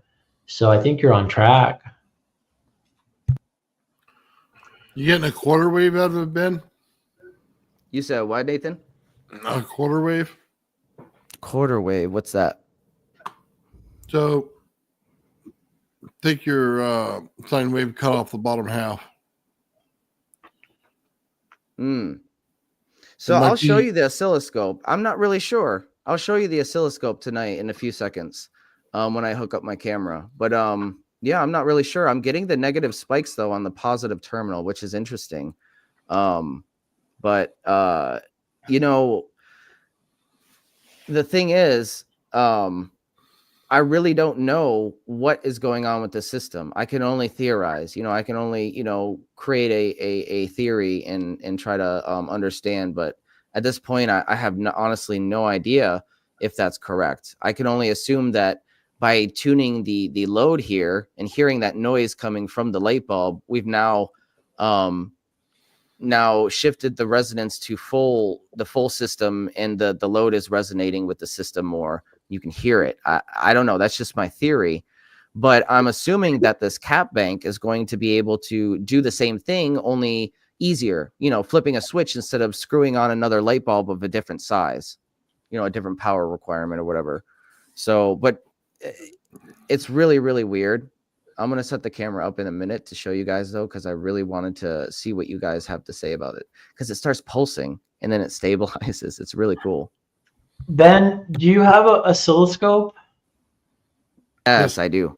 So if you just take your probe and place a little piece about 2-inch wire to kind of make a little mini antenna, and then dangling the probe, don't connect it or touch it to anything, but move that probe to the different spots of your circuit, and you'll be able to observe the waveforms. Really? And that'll give you insight. Cool. Yes. Well, we can do that easily tonight. I'll do that in a second if you want. We only have about 15 minutes, I think, before the end of the show, right? Unless you wanted to go into overtime tonight, but it's only going to take me a few minutes to show you what I needed to show you. Yeah, I'm game. Yeah, let's go for it. All right. Give me a minute and I'll hook up the camera. So, oh man, you got to do a spark gap switch, and then you can capture the back EMF, and it would stop at the switch and not bleed back. So that's what we need to do. At least that's. Ian mentions Ian mentions that you have 2 connections to the cap bank. So you use one connection for your circuit and the other connection to add capacitors. There you go. Yeah, good tip. That's awesome. Yeah, thank you for that tip. I didn't realize you could do that. Neat. Ian's a man. Yeah, that's really cool of Ian to send us those. I love it. It's going to help out so much. Now that I think about it, you're toggle switching the spike. So when you toggle switch the spike, you want to take the spike and direct it into the cap bank. And you want it to shoot one way out of the diode. That's what Mike Faraday was talking about when he says that spark gap switch. It goes one way. It's like a one-way diode into the cap bank, so it can't go back and play with your circuit. Are you talking about like the flyback diode? Just if he simply just took a diode on that switch and dumped that into a cap bank, he gets all that back EMF, so it won't go back to his negative. He's storing it. It's not. Yeah. It's going back into the system, and then it's messing with his negative. So if he can pull that out of the system and capture it, that's what he wants to do. Makes sense. Hey everyone, too, if you guys have liked what you've seen, please like and subscribe. It helps out a lot. Appreciate it. Thank you.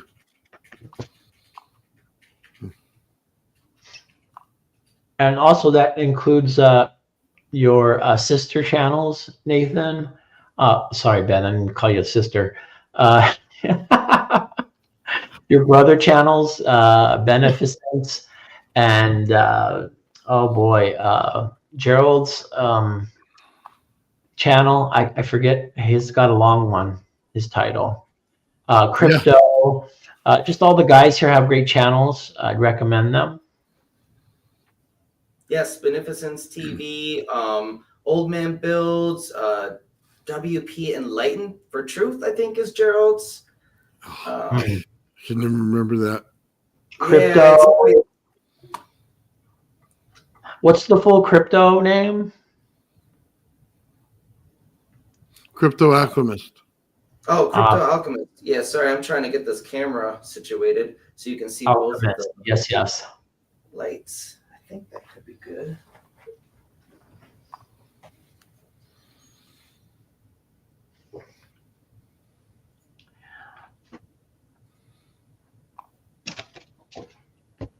So Nathan, I'm pretty interested in taking my broken coil now and putting it next to the working coil. So that just, oh my goodness, you got my interest.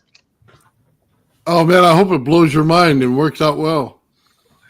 Yeah, it's already blowing my mind. To be honest, I kept checking. Is there a capacitor hidden somewhere? Why is it working no capacitor? Because usually it's a fault. Usually I don't get sparks and I find, oh, the capacitor is not working, doesn't have a lead. So I'm always cognizant to check my capacitor. This was totally opposite. It just wanted to be free. Now, sometimes you got to go commando on it. Just works that way. Yeah, commando capacitors. That's right. That's Free Willy. Oh, we got Faraday Research for Exploding Your Inventors. That's another channel. That's right. You, Lilo. Mike Faraday. Absolutely. Oh, Coat Creative Studios. I want to give him a shout out. He wrote a song. Dude, he's gonna give me nightmares of what he does. That poor plasma TV. He abuses that thing. He wrote a song. I guess it was about you and me, Nathan, Lord of Plasma. He wrote it about you, Shawnee. He did a great job too. He did, but I thought we're both in it. You're in it. Oh, I'm sure we're in it, but he wrote it for you. Oh. So this is the 0.6 watt LED. Come on, here. Jarvis. Hey, Jar Jar. You're late. We missed you. And that's the 40 watt panel up there that's going to be pulsing. Nathan is a sage. The old wise man. Even though I'm 10 years older than him. The young wise man. I'm very interested in your opinion, Jar Jar, about the cone. So if you can check it out sometime. Okay, we're starting out at 12.69 volts on the battery. We're going to toggle it on now. Toggling it on. As you can see, look at his setup. It looks awesome. It blinks on at first, but this isn't on. Okay, the secondary load is hooked up, but it's not on. Let's toggle it off again and toggle it back on. Oh, it came unplugged. Give me 1 second. Oh. Do you see that light bulb he's got going on in there? Yeah, what is it? Protection. That was really cool looking. Yeah, it's like a little planet or something. Oh, there we go. Oh, there wow. It's not pulsing that much. You can kind of see it though. Oh, the fluorescent. Mm-hmm. Is that your load? So this is the primary, and then I have this as a secondary load. Wow. Hey, Ben, show us that light bulb again. Yeah, close up. Yeah, what's going on there? That looks awesome. Yeah, so this is a 0.6 watt LED load. It's just a light bulb that kind of it's oscillating between the LEDs in it. It's really cool. So some of them are on and some of them are off at the same time. So they're blinking on and off. That's interesting. It's really cool. I've never seen a light like that. If you listen, oh my headphones are disconnecting. Damn it! If you listen, it's humming. There's a question: is the light bulb acting like a capacitor? Yes. What's the wattage that's being asked? So this one, the small one, is 0.6 watts. And then this Wow. big one is 40 watts. Oh, wow. That's a lot. 40? Yes, but because I flipped it on a couple of times and it came unplugged, it might have screwed up this pulsing. Usually, when I have it off for a while, which it was and unplugged, this, when it switches on, it'll start pulsing and then kind of stabilize like it is now. Yeah. Looks like a lightning bug. Jarvis shared. Yeah, it's very cool. I love this bulb. And you can kind of here, I'll show you the Tesla style bulb that we want to put in to the do-it-yourself lamp that we're going to be releasing soon. Michelle's lamp that I've shown you previously. So we can just kind of unplug this, and that goes brighter, obviously, because more power is getting set to the secondary.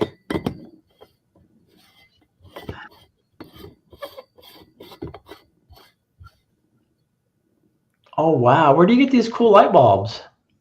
That's Thrift awesome. shop. The thrift store?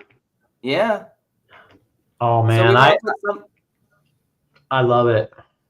Yeah, it's so cool. We want to put something like this, like an old-fashioned steampunk style light bulb. But obviously it's going to be a lot brighter than this. This is not as bright as we need it to be. I'm hoping, though, that testing the open circuit will give us a little bit more back EMF and able to utilize that resonance a little bit more. So maybe we can get this lit up a little bit more with the open circuit and Ian's cap bank. Hey, Ben, that light bulb right there with the long, skinny lights in it, was that a fluorescent light bulb or were those LEDs? So that's a incandescent. It's an incandescent? Yeah, it's heating Does it up. get really hot? Well, no, because it doesn't really get very bright. I'm not getting enough current to it, but I'm hoping that the open circuit, it might be able to get it lit up a little bit more. And we'll find out, if it starts heating up real bad or if it stays relatively cool. Yeah. I mean, you're not losing energy out of heat. Right. But the cool thing is that the light bulb is actually humming now and not the circuit. I can hear it. I don't know if you guys can hear it, but it's pretty loud.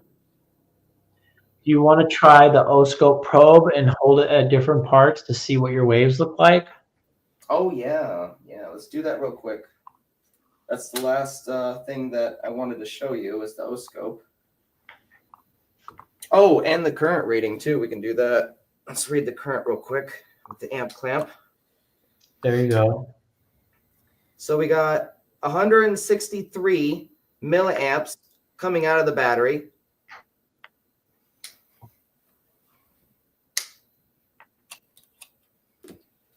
And then coming out of the coil, we have 164. 163. So exactly the same. Exactly the same reading on the current from the battery to the output of the coil before it hits the Joule Thief, which is interesting. So, and then where did I do those go? Oh, there it is. So I hooked up, Shawn, I hooked up a little Arduino cable. I hope that's good enough for what you wanted to do with this O-scope regarding making it a probe. Right. So you know how the O-scope probe has a negative little clip and then it has a pointy part? Yes. If you place a little piece of wire in the pointy part, and then of course it's plugged into your O-scope, and the wire should just be an inch or two. It shouldn't be that long because you're going to start getting some weird waveforms. It's going to become sort of its own waveform changer. Okay, so this is way too long. I need to find a shorter wire. Just a little snip, a little clip. Yeah, I'm going to trim it. And of course, it should be touching metal to metal.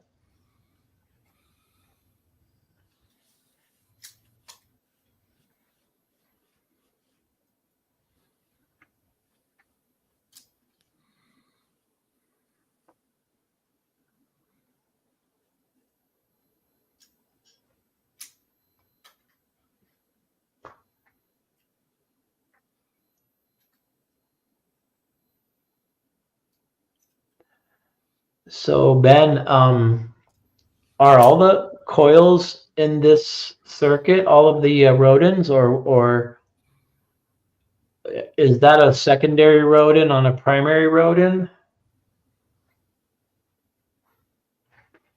So they are actually ABHA coils, which is kind of like a branch or type of rodent coil.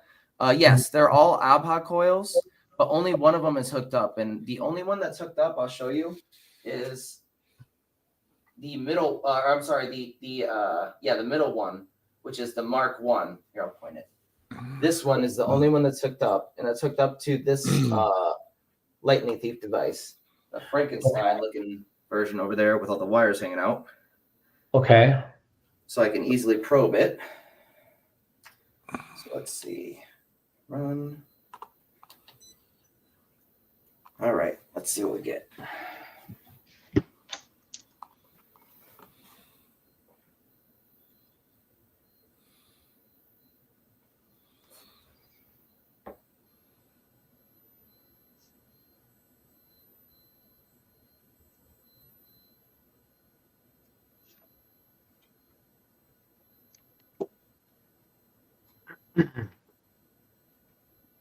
So what does your girlfriend think about all the sounds and going on in your lab? She usually wears her headphones, so She's usually not bothered by it, fortunately. There you go. So I have the waveform on pause. I'm going to put it up to the screen. I put this up to the 1K ohm resistor that is hooked up to the base of the transistor before it gets to the coil. So it's between the basically between the coil and the circuit.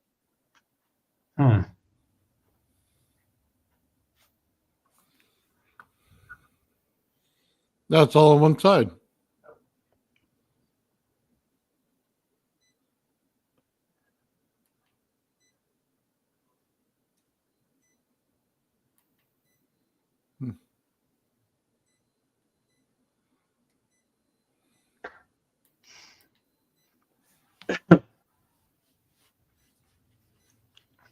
Yeah, so it all appears to be the negative spikes here that I'm picking up from all the different components that I'm measuring.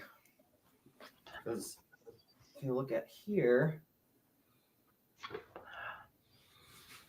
that's the base of the transistor again, another negative spike.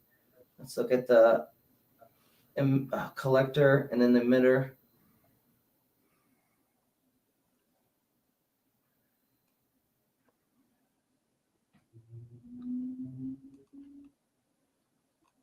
Okay, so the emitter's got the same kind of negative spike. I'm not getting anything from the collector. Oh, wait, no. That's weird. What the hell? Hold on.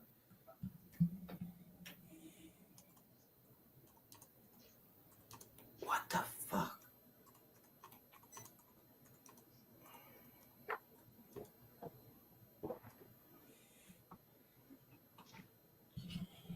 Shawn, you're too cool, man. You don't have to do that kind of stuff, man. You're awesome, brother.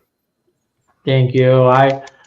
It's the least I can do for all your mentoring and help you've given me. So I appreciate all you do, man. Right on. Thank you.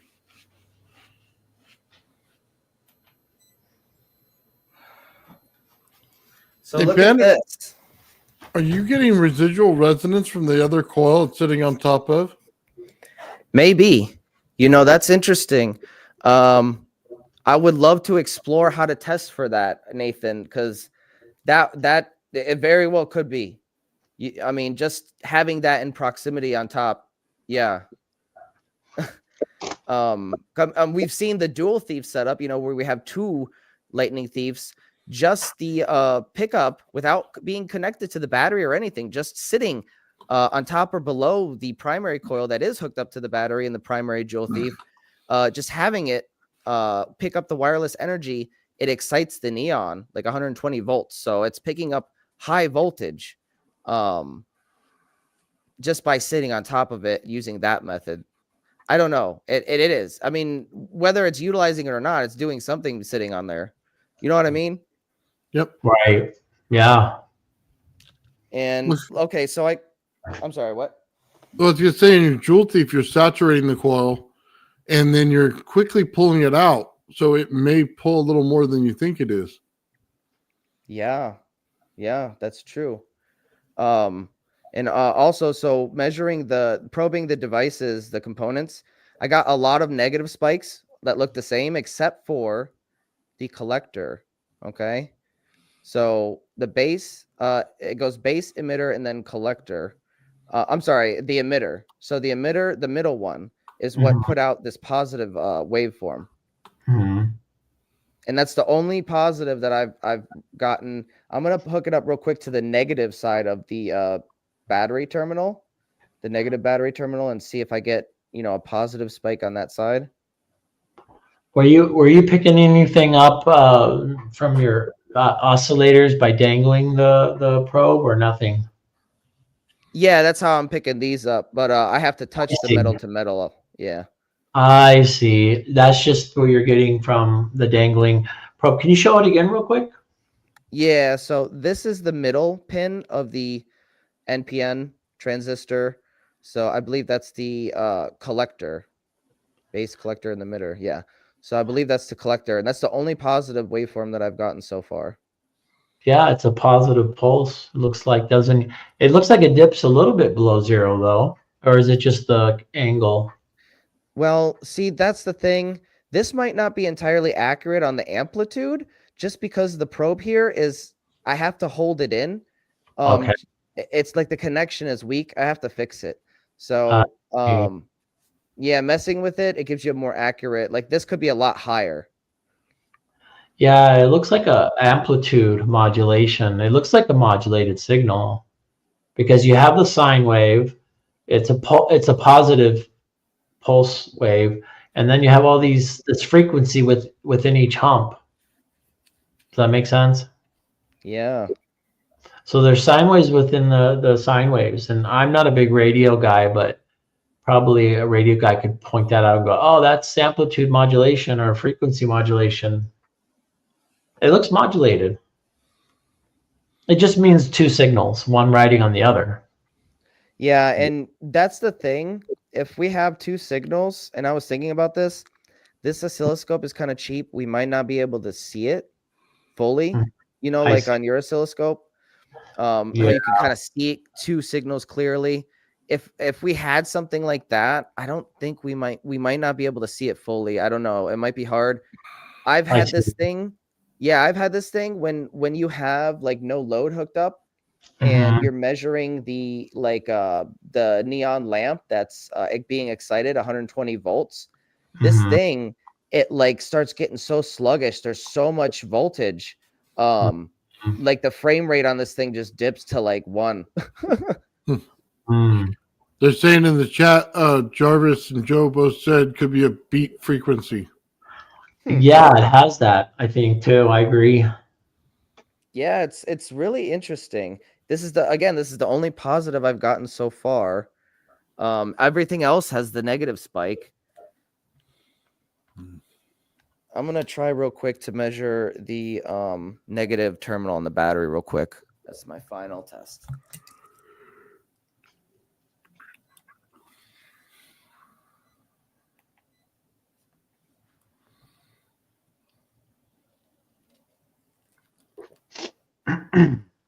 So I noticed that there's you're not up wearing all your safety gear there, young man.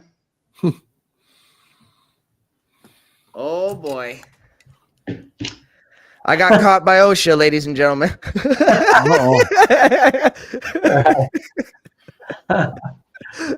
Oh, lab coat. Yeah, I kind of got lazy tonight. I'm sorry. I promise I'll be on top of my game next time. I still need the lab coat every time. Oh, it's gonna be fun when everybody has one. Yeah. So look at this. No, look at this. Okay, so again, this is probably not accurate on the amplitude. It's probably a lot more, a lot higher. You know, like a lot more spikier. Yeah.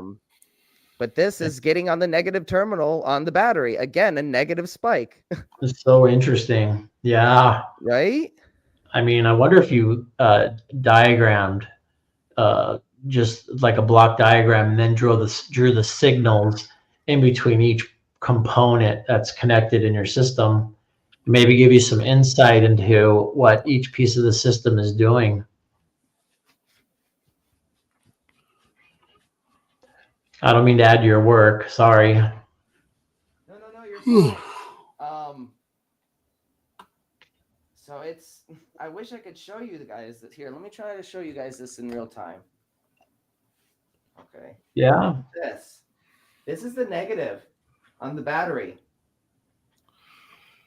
Wow. That's interesting. Right? Yeah, it is. I'm wondering if you maybe opened up the vertical or horizontal deflection and it would give you more or different condensed sort of wave pattern. What is that, a setting on the oscilloscope?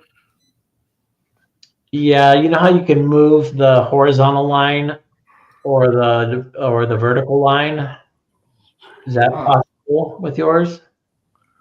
I don't know. I don't think so. I don't think you can move it up or down. I see. Yours is automatic. Yours is good. Yeah. It's automatic. It's a good for the price. Honestly, it was really cheap. Yeah, it's showing a pretty clear waveform. Just not the right amplitude. That's fine. Well, actually, it is now because I'm holding it. Oh, gotcha. That's why I have it clamped. So I'm holding it, and I kind of zoomed out a little bit. You got to open that thing up, Ben, and fix it. Yeah. So I adjusted to 1 millisecond. I think, did it? Yeah, 1 ms. I see. Yeah, that's how you're opening up or closing it up is the millisecond, microsecond. Yeah, see.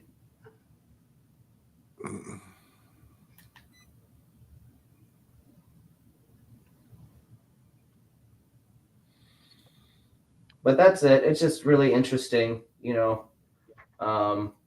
Again, with this coil and the lightning thief and everything about the system is very, I don't know, unique.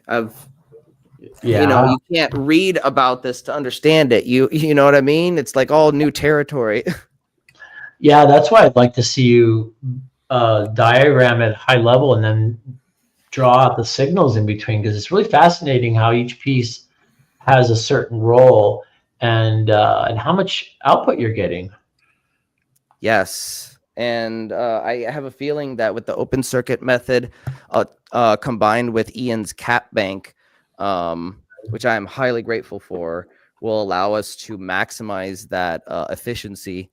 Right now, though, it appears to be extremely efficient compared to a normal, inverter. Oh yeah, the cap bank's going to allow you to tune the resonant frequency to the picofarad. That's incredible. I need to redo all of my experiments with my coils with Ian's cap bank. That's right. Because I've never been this close to resonance. And I honestly think that it's going to be a whole different show. Wow. Yeah. And I think the same with yours, Ben. I think when the closer you get to perfect resonance, if there's not such a thing, but close, you're going to see everything go off the charts. Yeah, it's gonna be really cool. I'm really excited to test with it. Again, if you guys want to see the results of that test with the cap bank and the open circuit method, I'll be releasing that for members of the YouTube channel and Patreon for you guys' support. I'll release that a little early. Here we have. Yep, there we go. Ben Jarvis says, very nice, good job. You're getting some just hey, great work. Ben is a beast. So thanks for sharing. That was awesome. Oh yeah. And thank you for the super chat and everybody in the chat who has amazing contributed with their amazing comments and the emojis. Mr. Lanius, much appreciated with emojis. We all know we'd love Nathan's emojis. My favorite one. Yeah, exactly. My favorite one is the mushroom. Personally, I think that's really nice, really classy. Oh, real quick, here is a concept art of the Lightning Thief box for just imagining what this thing could look like at your local store. Nice.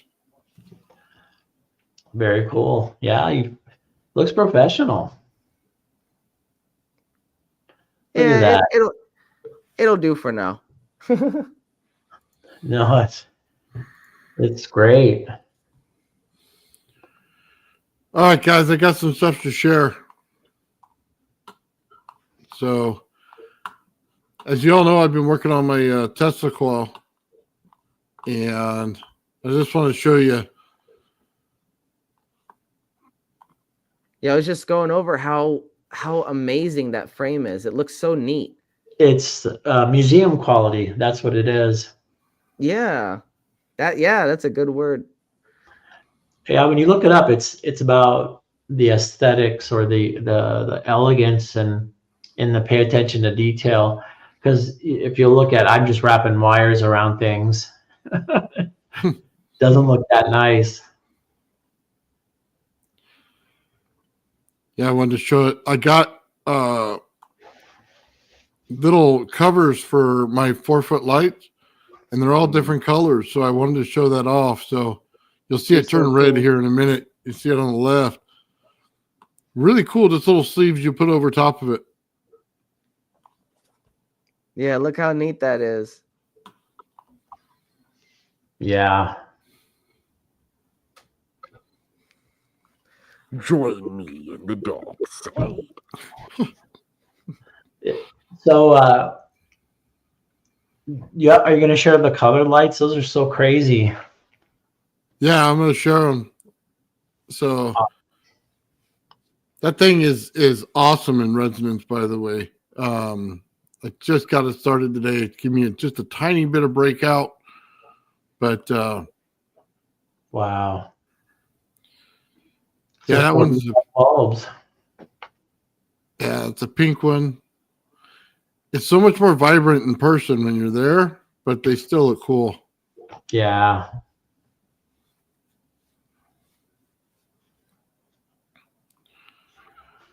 So anyway, I just wanted to show this next part. Basically what I'm doing right here is I'm taking a black light and I'm putting it on the filament right there, and it's charging it up. So now it'll glow in the dark. It looks so cool. Even the glow in the dark cap, that is just a nice touch. Yeah, I love the glow in the dark. It's really cool. And now you can build a lamp where the base is completely separate from the actual bulb. Yeah. It's so cool. Yeah.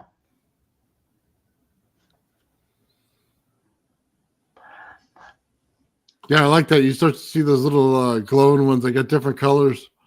Oh, the green is nice. I didn't see the green yet.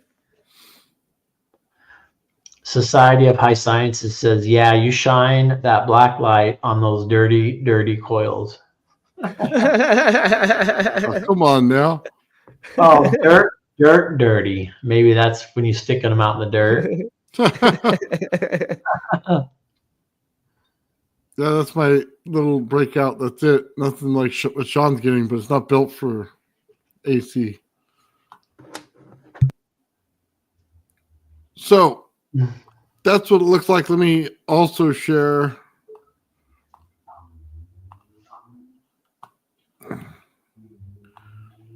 I'm getting a resonance in this. And I didn't know what it was earlier, but now I do. But let me show you what it is. I'm resonating right now at 253. And I am at 17.8 volts going in. That gives me almost 3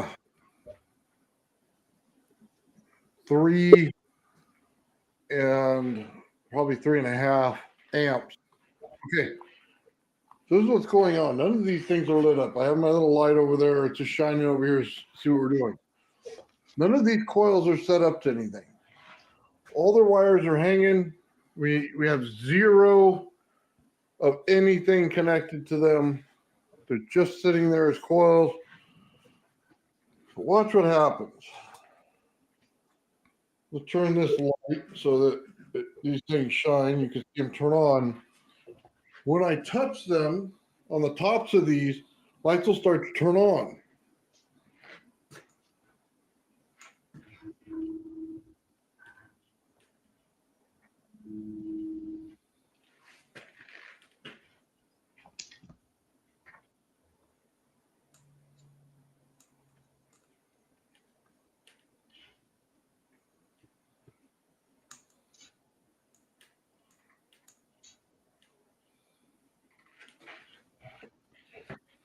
Now, it's kind of a weird effect.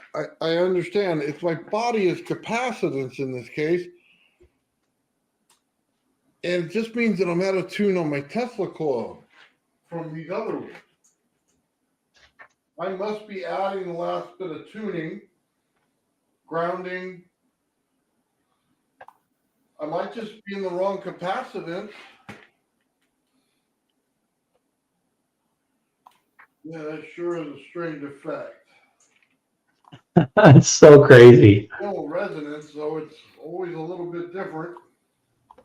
The plasma whisperer. Like I said, it could very well just be my body adding something to this whole thing. So you see it. That thing glows real bright when I touch the top, but I let go, it stops.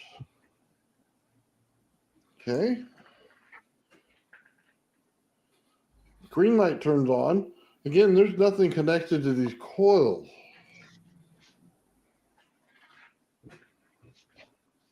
I got nothing. Well, let's see if I touch another one with it. And it's there. Okay, so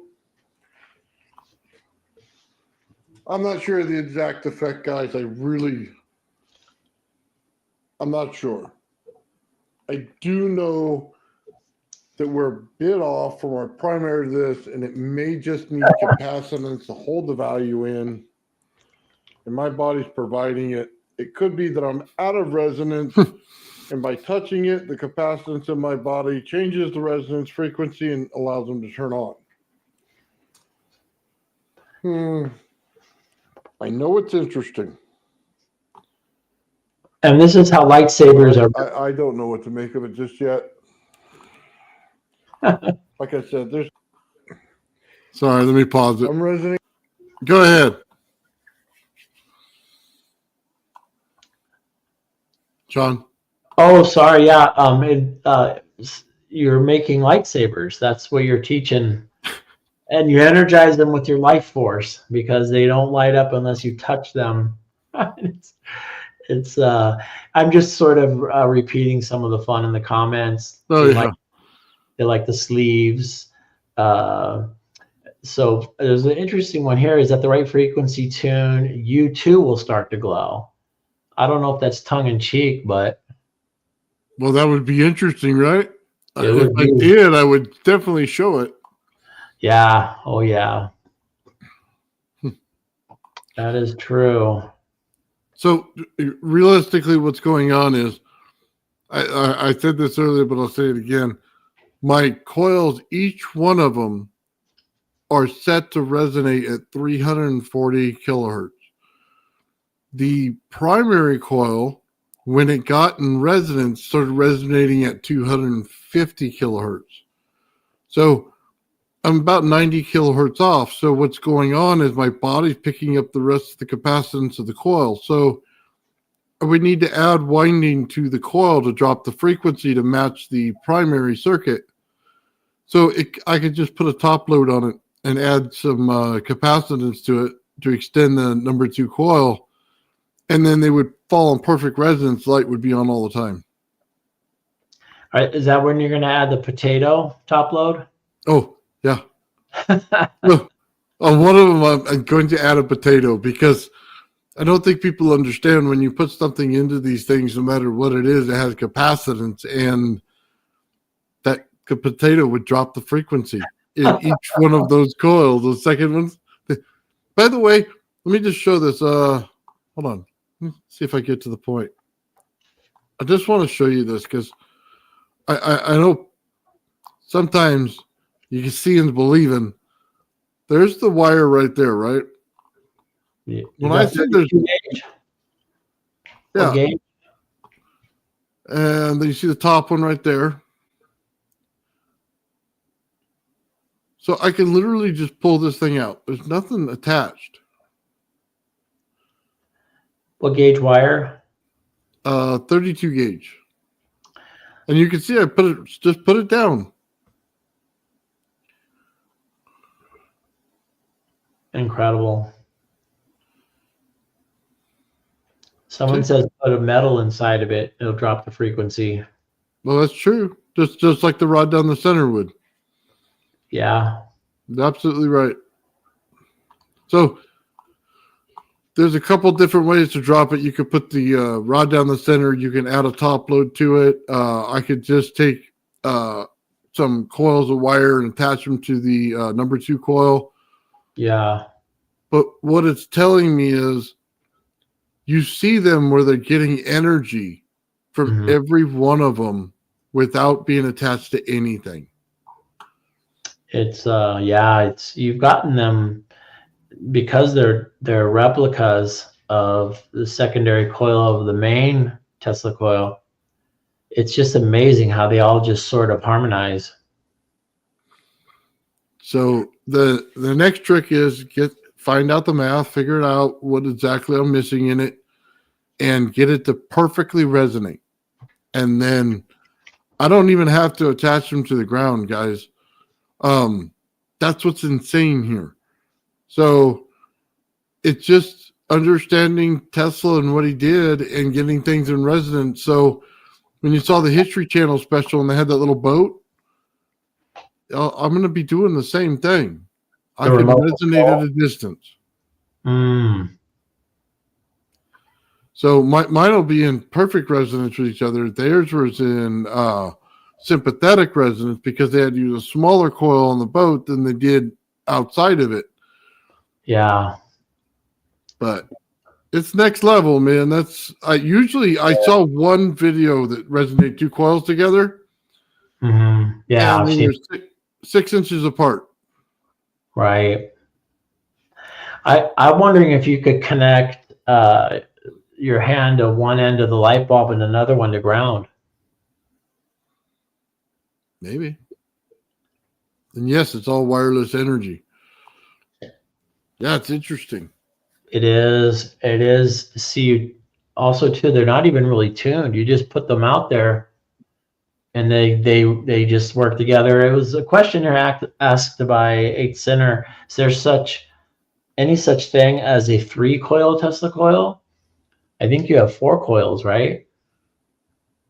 I have 4 pickup coils and 1 primary, so 5 altogether.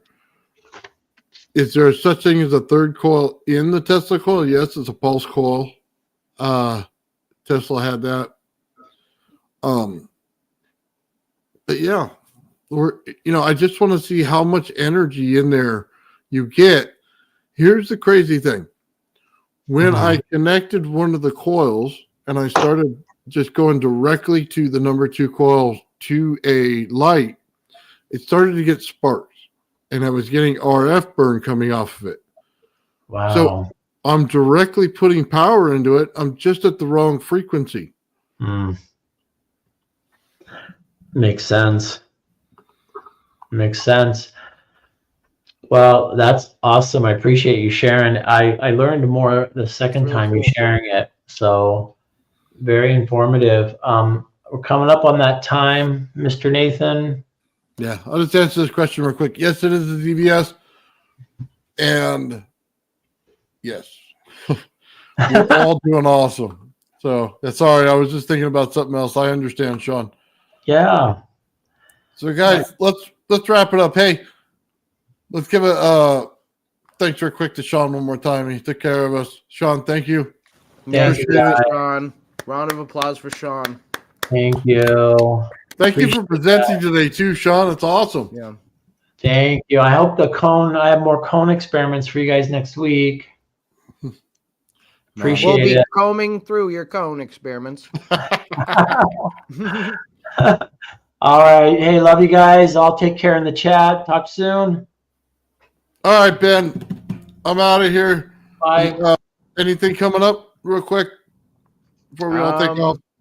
Yeah, just if you want to see those experiments that I'm going to do with the cap bank, subscribe to my YouTube. I'll release those a little bit early for members, and then obviously, I'll release that to the public on probably Free Energy Fridays or something like that. Very cool.